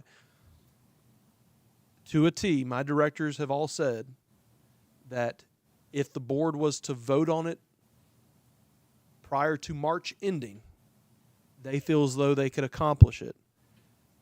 But at the same time, I will tell you that we all feel strongly that there, and I think the board's actually mentioned this informally, that there should be community meetings. And so, just telling y'all, we feel good with March, but trying to get community meetings and board meetings and a vote by that time period is a tight time period. Can it happen? Can we have special called meetings? All that stuff. But it's just, I'm informing you of how tight it would be. Anytime after March, my directors they believe that would put us very much in a pinch. Mr. Harris. Okay. Well, that's one of the things that I wanted to know, because we mentioned that about some kind of town hall meetings, and I've already got a earful about what folks think we should be doing. That, and I did get hit behind the gold dollar situation. If you give us an opportunity to do this, that, and the other, hey, look, my thing is this: if y'all want to put whatever, that's y'all's business. But at the end of the day, you know, I'm not closing anybody's school. You'll have to do that yourself. Because if you don't do something, we're losing money. And that's the only thing I had to say. And another question to Mr. Wascom. What percentage of the BRE is the junior high consuming? Well, that was what I was actually looking for earlier. I was struggling, but I did Mr. find Wascom, I it. have it if you lost it. I did. I have it here. No, I have it here now. Okay. Because again, I'm getting torn up in the community. I don't know about anybody else what We're getting questions. There it is. question they're getting. Okay, so this shows the expense increasing from 2020, going up by year. 35% increase from the increase here. 35% increase and a 20% increase in 15, and we estimated a 14% increase. But you'll notice it's currently got, there are 3,005 students inside in the city schools. 310 of them are at NJH. 10% of the student body and staff are consuming almost 28% of the resources. It didn't used to be that way. It was more balanced, but now it's a significant amount of money. And the reason is these facilities are in great decline. That's the problem we're trying to address. I know Dr. Eloy handed you options 1, 2, and 3, A, B, and C. A, B, not addressed it at all. This has to be addressed because something has to be fixed. We have to fix these facilities. I do not have in the budget the $2 million that it's going to take to fix this just so we can survive until the $16 million fix is done. I don't have it in the budget for next year. So if we go with kick it till the next year, I will tell you we're going to be a deficit spending. In the next year, I can already tell you it's going to be happening. And also, you still have to abandon the school. We're going to be taking all the ACs off that building and fixing it all, repairing it, all that stuff, and then putting them all back. Well, you're really going to have to do what your program was so that you get the school empty. Really? Yep. I mean, if you We almost have to right. implement this plan just to get it out of there so we can fix it and then That's right. reassemble it back. Right. And those students have to go somewhere. That's If you were going to fix it. Even if we were going to fix it. So I would say to you, we could implement this plan. We still have this facility there, but now we have time to fix it later if we choose to do something else in the future. I agree that the building needs to be closed down because I worked there in 2018 and it is very outdated, built in the 60s or something or way back. Early 60s. Yeah, it is really old. It is not fit for those children, the staff, everybody, administration. But can somebody tell us the banding that happened in 2016? Like, what was the debt, like, when it was voted on and when they began the move, the process? There's a young lady who was 2016? Ms. No, Martin, 20. you kind of illuminated us. It was 2016. There was a banding of schools in 2016. 2015, 16. Yes, ma'am. One moment. I think Miss Martin was a part, but In Principal Williams. NJH opened back up. NJH was closed from 06-07 to 14-15 for those 9 school years. So NJH was not inhabited by students from 06-07 through 14-15. In 15-16, it reopened as a 7th and 8th grade center where Ms. Davis was AP. Is that correct? Okay. Mr. Mason was the principal, Ms. Davis was the AP. So for 3 years, it did operate as a 7th and 8th grade. And then Right. grade banding, as we know it now, in the current configuration, came into play in 18-19. So this is our 7th school year for the grade banded campuses.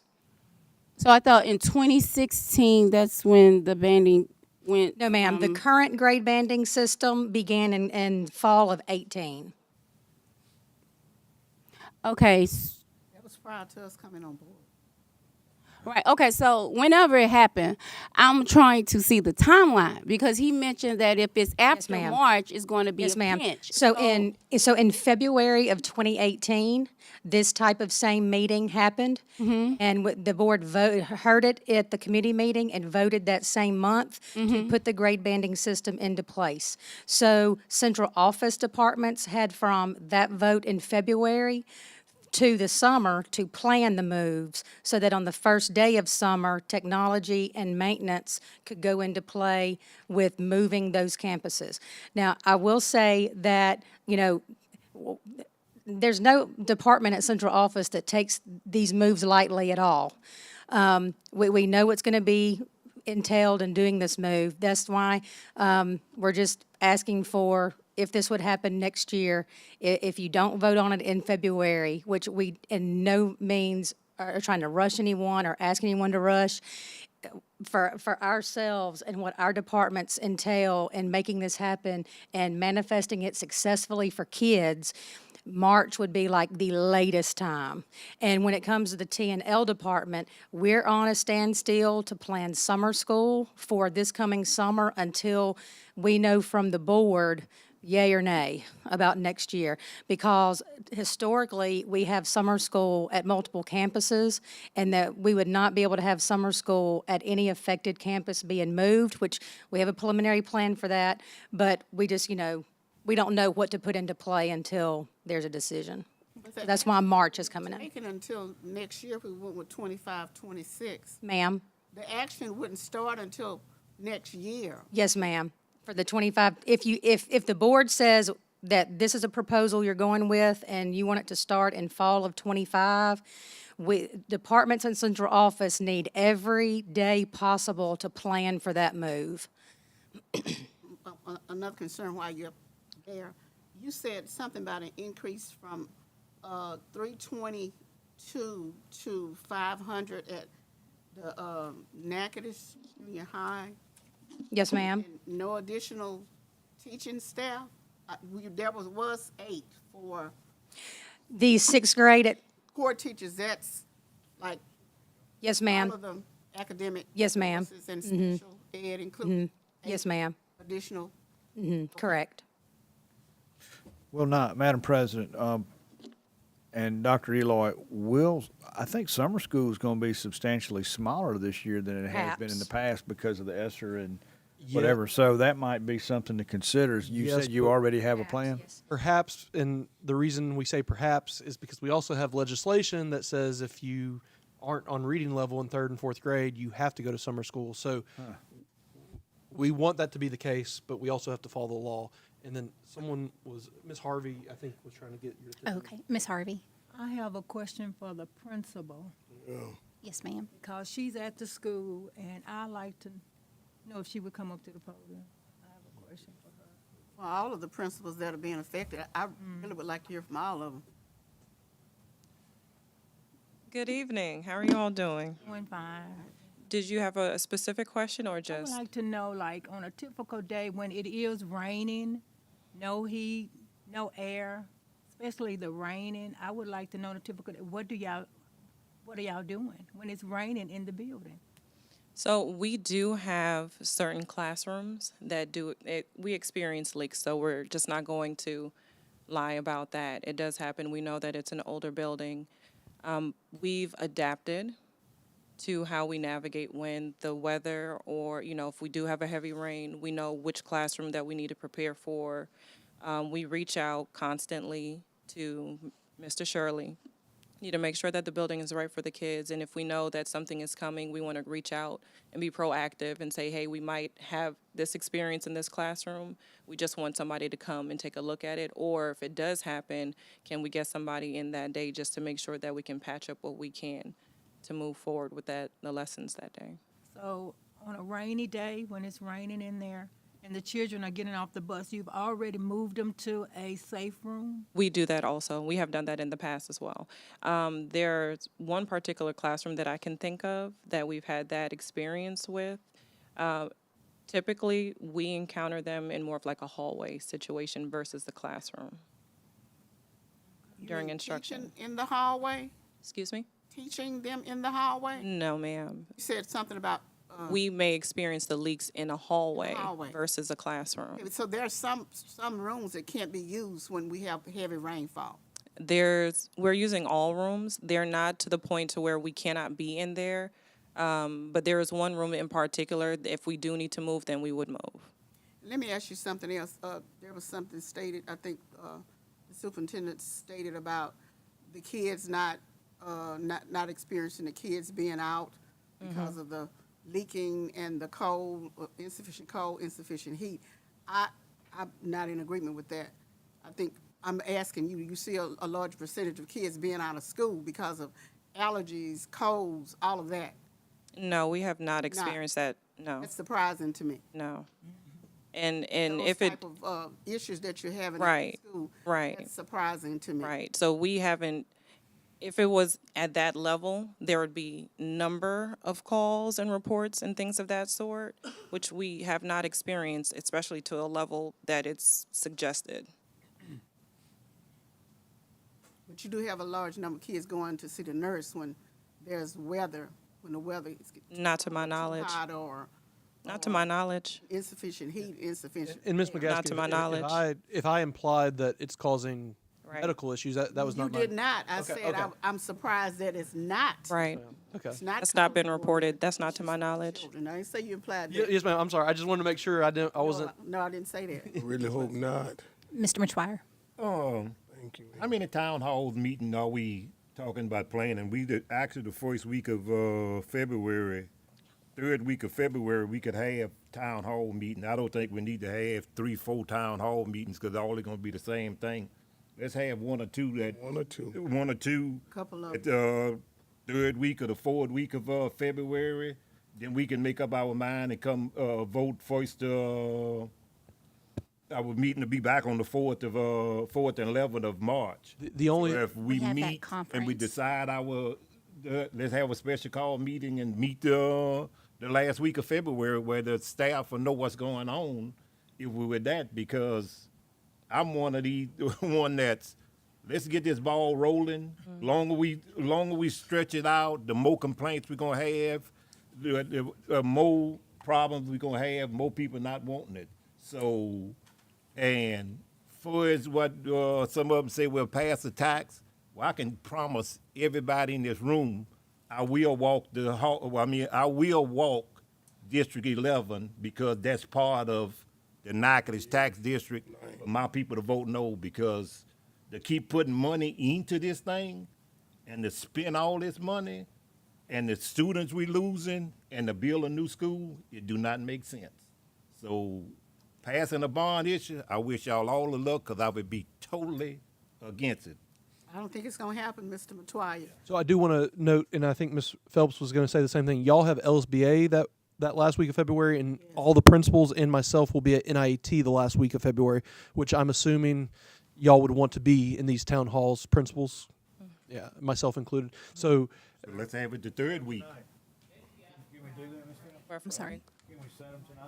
Yeah, I say let's set it tonight. Tonight. Okay, so minimum of 2 meetings, and what locations do y'all prefer? I do think possibly NJH would be, One of them, the It in- bigger. what about the That's the second? one that most of the conversation is One about. at NJH, and then one needs to be at Easter Weaver on the other side. Issa Weaver, huh? Okay, so what do y'all prefer, East or Weaver? Either one. Which one bigger? Dr. Elo, what do you recommend? I think because of how this is impacting East, I think we should have it at East. Okay. So NJH and East Natchitoches, and we're looking at the week of the 17th through the 21st. So do y'all want to say Tuesday, Thursday? Students are out that week. And then we have conference Oh. the next week. True. Still can do the town hall meeting. And the only thing I'll say is Well, with students even out, we're not gonna have students there. We still can have, Staff may be traveling. we typically, when we've done it on holidays, we've had less participation historically. Yeah. And I haven't talked to the principals. They may be in Acapulco for all I know. So I think the week of the 10th through the 14th may be too soon. what about the first week of? we can, Don't think. you know, they're gonna advertise it, all that, and start putting it out, and even, next with the, when we get our text and our message from when they're with the kids in school and when they're out of school, send it out on that, you know, that. Great idea. Sir. End of, yeah. Well, if we done a special called meeting at the end of March, you could make it work. So let me ask this I question. would say let's, you know, have the first week of March. Let's have one. Well, Mr. and, Matar, maybe- what about this? We're talking about why not have a special called meeting for the vote towards the end of March and utilize your committee meeting and your regular meeting as your town halls? Oh, they can. That's fine. That's even. Let them come here. I mean, I don't know. Well, I mean, those are time where we have the space. It's a centralized location. I mean, but I would rather go to, okay. especially NJ. junior high, Yeah. because that's where most of the questions. That's where most of the questions are coming from. Now, I'd like to hear again from Ms. Martin, Ms. Davis, and Ms. Williams. I think they all experienced the move, and that's why they keep asking us whatever we do to give them time, because obviously they were put in a stressful situation.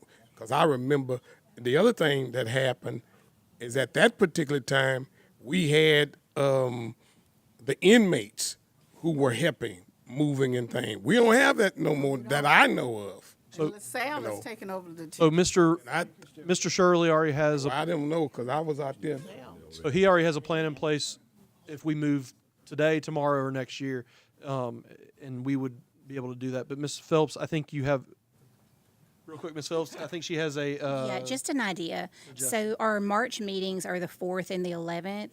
Would y'all be in agreement to moving an actual board meeting to Natchitoches Junior High? Yeah, that'd be great. Like, change location just for one of those meetings? Yeah. I think we need to. We could, you know, have one meeting there and then have the next town hall here, because, you know, if we advertise long enough, anybody right here in the city limits can go to either one of them. You know, to me, Right. I don't think we need, you know, So let me ask have Mr. it at the junior high, have one at the junior high, and then Mr. Kozad, could you facilitate technology-wise that happening in JH's gym? It won't be the same high-quality stuff, but I can make it work. Okay. So committee meeting the 4th at NJ? Yes. And so the proposal that we have, is this suitable to put out as a press release? Yes, In ma'am. the meantime? So Ms. Kraus is actually here, and yeah, we can. This is for public consumption. Sooner than Mr. later. Frady? What is the second date? Mr. Frady has a question. I don't know if it matters enough, but I will say that Tuesdays is the softball, baseball district schedule, and NJH has a game on both of those days. I think if those parents want to be there, they should have that option. And, I mean, we can talk to who's over the district schedule and try to rearrange something, but I'm throwing that out there, you know. So are you It's put suggesting? out there that it's scheduled when they have a game.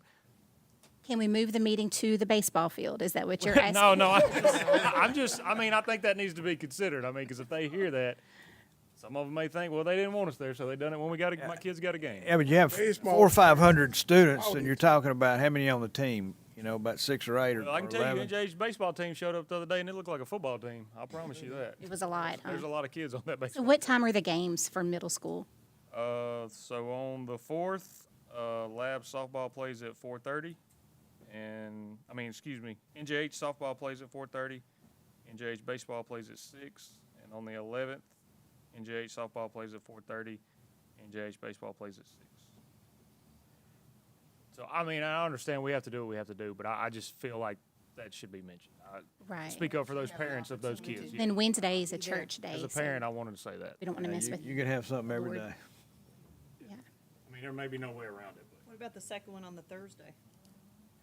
That Tuesday, that Thursday, and then go to our straight meeting on the 11th? So his baseball problem is Tuesday and Thursday. I'm Yeah. No, it's Tuesday and Tuesday. Oh, just Tuesdays. Tuesdays only. Yep, 4th and 11th. So could you do the 6th and 13th? That's the district schedule. I don't know what they have on Thursdays. I'm just letting you know. Okay. How do y'all feel about the Sunday can 6th and the make that 13th? We'll be fine. We're flexible. Ms. Revels, any issues with 6th and 13th? Of March? Yes, sir. Just move the board meetings to 6th and 13th instead of 4th and 11th. When is the COSBA conference? It's to the 23rd, Of March? March. Okay, so we're good there. And these are just, we're not voting at either of these meetings.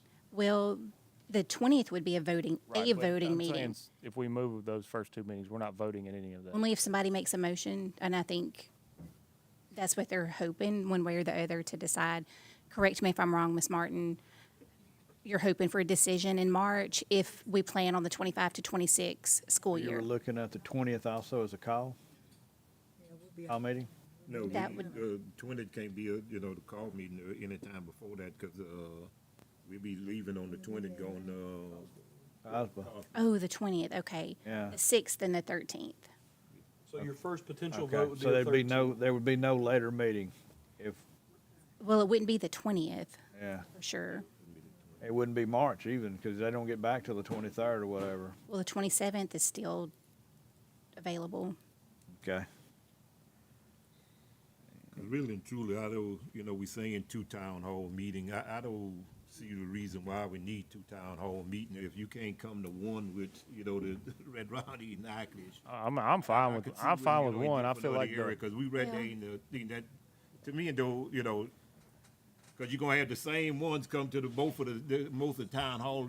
I think 1 town hall meeting ought to be enough.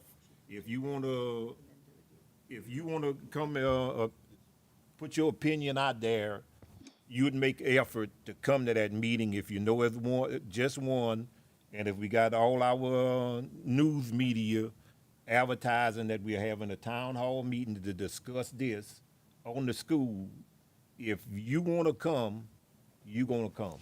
I was just thinking about the shift workers, Mr. McTwire. They may be working one week and then off the next week.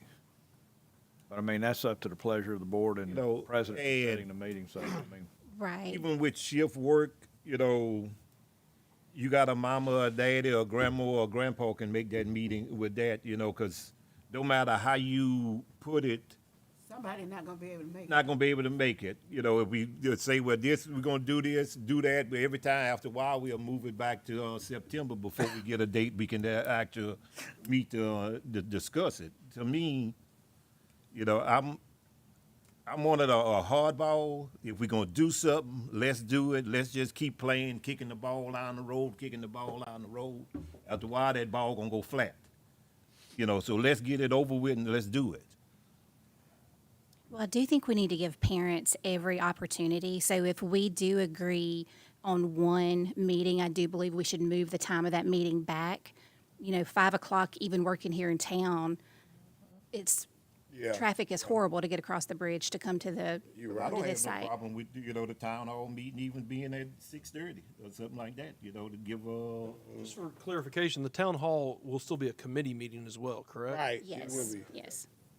And if, We're gonna still have some stuff for y'all in March other than this. yeah, if we don't need to change the meeting dates, I brought up the sports thing just to make you aware. I'm not, I'm not saying move it for that. Ms. Condé's the principal at school.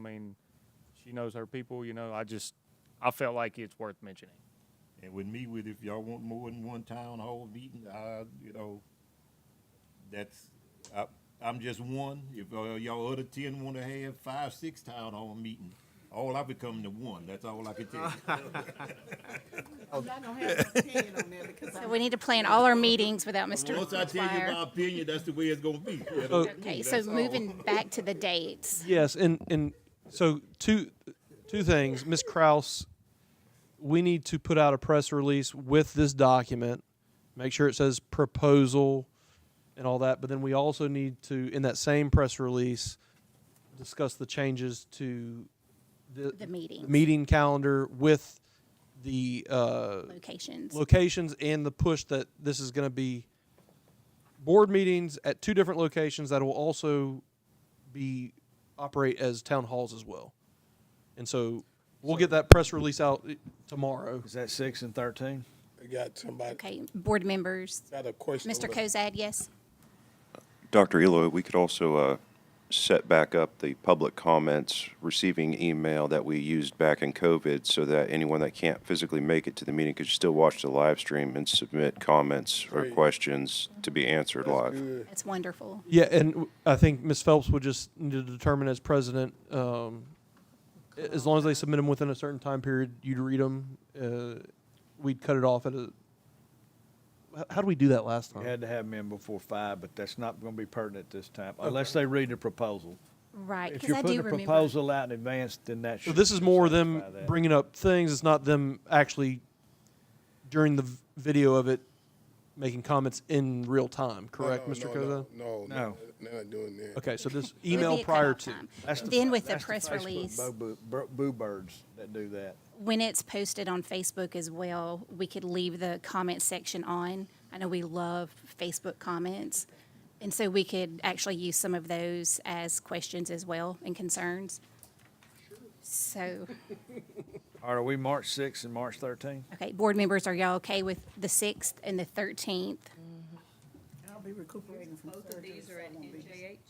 The 6th is at NJH. The other one back here. The other one is here. And the meeting time for NJH, are y'all okay for 6 o'clock to give more parents opportunity to be there? Okay. Here, we're back here. And Chad, do y'all have 10-run rule in baseball or no? Maybe it'll be a quick, Yes. okay. So maybe it'll be a quick game. The 13th would be regular time here. Ms. Kraus, you getting all this? Because I'm already lost myself. But if you got it for the press release, okay. I have a question. Moving the meeting to 6, so that's still a committee meeting?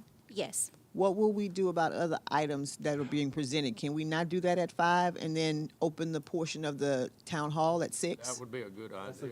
Because we still have other business. Just a thought. Just a thought. Yeah, if we get bogged down on that, we'll never get the business done. 5 to 6 committee Board, meeting. how do y'all feel about that? That's fine. That works. Get everything else out the way and then go into. Good job. Okay. Got any other good ideas? Committee meeting at 5, community hall at 6. I don't care what her motive is. It was a good one. We can dribble a basketball and chew gum at the same time. There you go.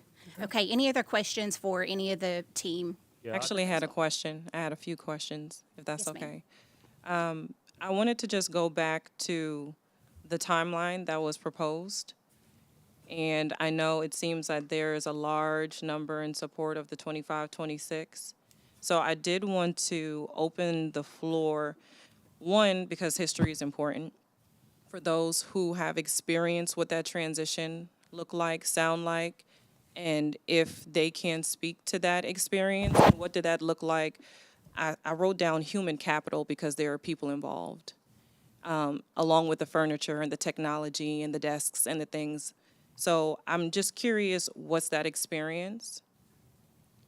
Also, I want to look at what's the logistical plan, because I heard that there's some preliminary things already in play, and clarity is kind. So it would be great if we had an opportunity to also know what that logistical plan or proposal looks like. If we are transitioning a large number of students, large number of teachers, school coding, what that'll look like. Of course, the furniture, technological, the smart boards and all of the things like that, and have that be a smooth and successful transition if the board is voting for a 25-26 school year, which We're 49 days away from our first sleep assessment. So now we're also thinking about students and student achievement and all the things, and teachers and how that impacts students and how they're going to perform as well, because we know anxiety is a thing and the stress is a thing too. So I'm just curious if that plan can be shared, if we have that information now, or if it's going to be shared at the March 6th and or March 13th, because clarity is kind. And I feel that we definitely need to know what will that look like, because we do have to think about our students and our staff as well. 49 days until the first sleep assessment. What has happened in the past, and are we going to repeat history? If so, what's the plan so we're better? So I can jump in on that. You're correct. There have been preliminary work on pretty much all those things, and some of them require plans, and some of them really don't, even though they may appear to need to. For instance, HR, it's going to be a little different, but in my talks with HR and the moves, it's not as cumbersome as it may appear, because we kind of experience some of that to a degree every year. It'll just be a little more heightened. Excuse me. In terms of the physical capital and all that type of stuff that you talked about, that's all going to be a post last day of school thing, and Mr. Shirley's team is working on that. All the other pieces, like master schedules and all that type of stuff, which we typically have a normal schedule for, all that has to kind of get backed up a little bit, because you're talking about, usually we have refinements and remediations of master schedules and small little tweaks. For some of y'all, it's going to be complete redos of entire master schedules. So all that's in process right now, and I would tell you I have full confidence that those plans will be complete and ready for y'all's perusal at that first March meeting. A little bit of it, and you can blame me for this, I told district staff, I said, I don't want y'all to have to do double work and create a plan for 25-26 and 26-27. It's more of, let's have some preliminary stuff together, some general stuff together, and then see where the board's headed.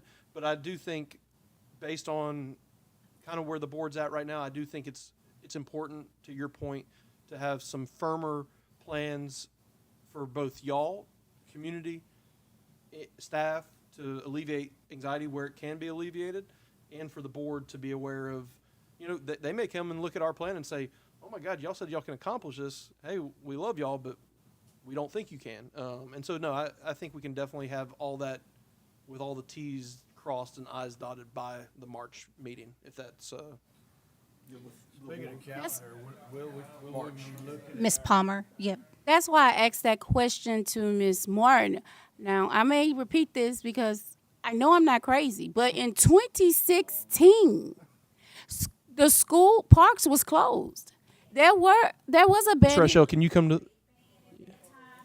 know what you're speaking of. So when Parks transitioned to LP Bond, Right. and it became a kindergarten, pre-K through, I believe, fifth grade, or maybe even higher for a short amount of time, while we still had Natchitoches Junior High under the direction of Dr. Mason. And then in 2018 is when our team, under the leadership of Ms. Horn, presented the proposal for the grade banding, and that did happen during the time frame in which Ms. Martin shared with you earlier, and that was in the 2018.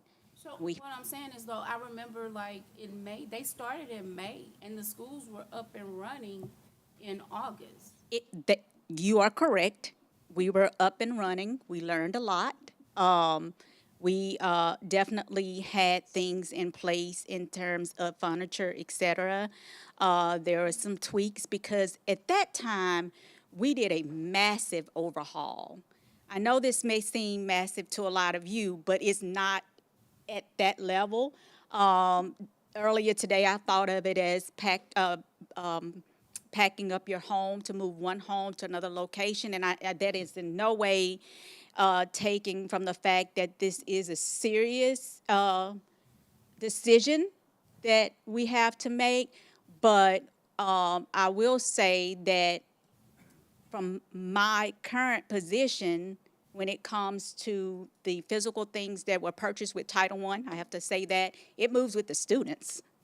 And so wherever the students go, those things go with those students. And so I hope that clarifies a little bit, but you are right. There was a there was a configuration and a half, and then I think where our concern is we, and listen, I wasn't part of the 16, I wasn't part of the 18, but to a T, whether it's talking to principals or staff, the experience, at least in the 18, was bad. And I think several people in this room were part of planning. Planning was very well done. Execution. There was a lot of lessons learned. Yes. And we don't want to repeat the sins of the past by being so arrogant that we say, oh, we can hurry up and do this, and then we end up impairing the student experience next year because we had so much hubris. So, Mr. Harris, were you trying to? Well, I just want to make sure that before we put all kind of stuff down, that we listen to the ones who's going to be actually doing it. And, these principals, and I think Ms. Martin was part of the move and things too, but I don't think you take that kind of stuff lightly, the move. And so even in such a calculated planning, meticulous planning, you're still probably going to miss some things. But at least everybody is going to be comfortable in knowing, because I just heard them say that, could we see the plan and things? I hope you all are part of it, not just see it, be a part of it, interject, because we're better together when we all are communicating as opposed to one big ideal. And it's this way because I think back when it first happened, there was one ideal, and I know that ideal, and it's going to go that way they say it goes, But I heard It's different I heard this deficit, right, Mr. Wascom? Next year, you said we were going to be Mr. Watson, operating- can you come to the podium? Yeah, we got to move. We got to move it anyway. It's not going to make any difference. It's going to have to move. But I heard him say we were going to be operating in 25, 26. If we are going to be required to do repairs to this building. You got to fix Right. If we don't make some adjustments that we're recommending here, that will, and then if we're going to continue to occupy it, we will then it will put us into a deficit. We will not be deficit spending if we initiate the plan recommended by the staff. If we Ms. Martin. occupy, staff and not just Ms. Martin, but I was going to So, say that we got to get it clear. We have to get it clear. If we occupy, the kids stay there. You mean the kids go to school at next junior high in fall of August, right? It's my personal. That's occupy, right? It's my personal opinion that we're going to have to vacate it, no matter what, to some extent, to do the repairs needed. But her question is, if They go to school in August, 25, 26. Are we going to be in debt keeping that school open? will we operate in a deficit in the 25-26 school year? Still have to We will repair if we. We will start the repairs before this year is out. We will have to start the repairs before this year is out. We'll be overspending our budget this year and next year as well. So we're going to be repairing on a building that we may not be using in a year? That's, yes. We're going to have to spend the one from Keep it open an extra year. 1 point something, we got to spend anyway, right? No, wait. If you, Okay, y'all, real quick. Mr. Oscom is being bombarded with questions, and it's very important, as Ms. Conde alluded, clarity is key here. So the first question is, real quick, Mr. Wascom, if students occupy, if we are going to have students in NGH for the 25-26 school year, and this is a yes or no question, unless there's a little bit of extra, will we operate at a deficit if students are in that building next year? yes. Okay. Then we have Pastor Harris's question, which Well, the question was, Well, we're gonna have to spend the 1 point something million, no matter what, anyway. Respond to that, If Mr. we follow the plan that Ms. Martin has prepared, we will not have to spend it. We will not have to spend it this year, in this coming year, no. Oh, we won't have to spend it this coming year. Right. Okay. Mr. Wascom, this is BRE District 9 that most of this funds comes out of? Correct, that's correct. Okay. And so you said you made a comment about in the past decade it's been about $10 million, or you said something like that. No. That's how much they've spent. Cumulative in the past decade, but It was $5 million. BRE for District 9 pulls in about close to 1.8 million a year. Okay.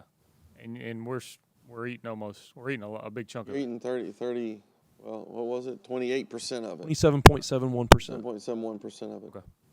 So tonight's proposal opened the door for many questions and lots of considerations, and I think we've discussed all of them very well. Now, I would like to say, with this right here, by the time we meet again on March the 6th, I'm sure all of you would have extra questions you may have for Mr. Wascom or Dr. Eloy. Please let them know. But at the March 6th meeting, I'm assuming that we'll have a complete plan that would answer Ms. Condé's questions as well, because I know we don't have that ready tonight. The only No. stipulation I think Ben and I are both concerned about is once the answer is go, and we actually start calling and getting these things in place, the plans may be altered a bit, but.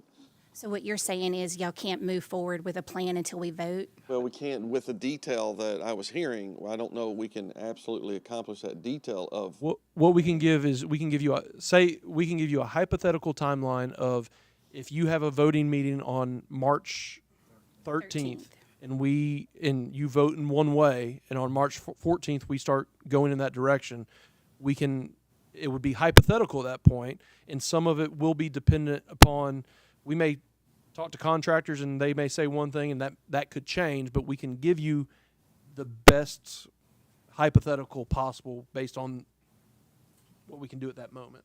Okay, and I know part of the sins of the past include moving too quickly.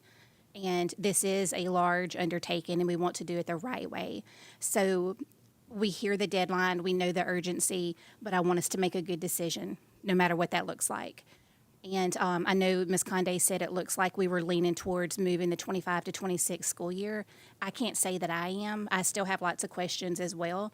And I do have faith in the leadership of the district that we will get those answers. And I don't know many of us that were actually on the board during that time. Stephen, were you, Mr. Harris? So maybe he could share some of those sins of the past where we don't recreate that. We as a board have an opportunity to make a positive change and inform the public every step of the way. And we don't want to forego any of that. Ms. Phelps, I do think it's important.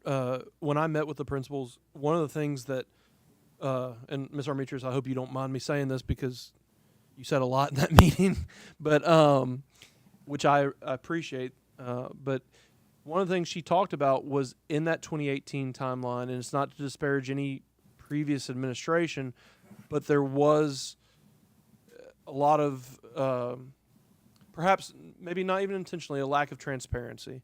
And I know there are going to come points during this time period that the district and the principals don't necessarily agree on every item. What makes me feel good, though, is I do know, because I know those four people and I know these folks over here, agendas are the same, and that's that we all want what's best for kids. Now, sometimes we get in the mud on what that actually means in action, but I can tell you we are very interested in the knowledge they bring. We recognize that the longer we are in this building, the easier it is for us to get blinders about some of the stuff going on in the school. At the same time, our task is to look at things from a very global, high-altitude view, and so sometimes that's where we may have a disagreement over these things, but I can tell you, to Pastor Harris's point, we want their input. We're not going to be able to implement everything in a plan that they offer, but for us to ignore them in this process would be a fool's errand. Right, and we don't want to do that at all. Mr. Frady. I had just two things. I'm not as familiar with these campuses as some people, so I'd like an opportunity, if I can, to go tour and look. I mean, to to make the right decision, I need to put my eyes on some things. And two, do we have, I didn't see it in here, but it would be good to know what we have, what's the estimated capacity of each campus? Like how many students can they fit? I do have those numbers. So some of that's based, we start with fire marshal occupancy is going to be one thing, but then we also do occupancy based on classroom size, and then we go about 80% off of that because, as the principals will tell you, when you look at some of those numbers, you're like scratching your head. There's no way that we can fit that many kids. To your point, that's something either you can contact individual principals if you want to tour their school, or if that's something you would want to go through Mr. Shirley, since he is our facilities guy, and that would be open to any board members. We just wouldn't want to have a quorum while doing that. And principals, when they arrive on your campus, I'm saying this in front of Mr. Shirley and Mr. Fredu or any board members, please make them aware and allow them to go with y'all if they want to, which I'm sure they would. Mr. Fredu, if you'll keep us posted on the date and time that you guys choose for that, I know if you would probably want to tag along for that. And you may be surprised, but we have a little bit more of the agenda, even though. We do. So, Mr. Danzy. Item 9, B, C, D, and E will all be taken at the next meeting. Okay. Yes, sir. And just a heads up, both of those are tentative. We have not had contact from the party on one, and our lawyer is trying to get out of I believe, a deposition on the other one. So I hope to have clarification on both those within the next couple days. Okay. If there's no other questions, we'll adjourn the committee meeting, and please stay for a photo. Mr. McGuire looks excited about it because he does not have Facebook. But thank you all for the information. Meeting is adjourned.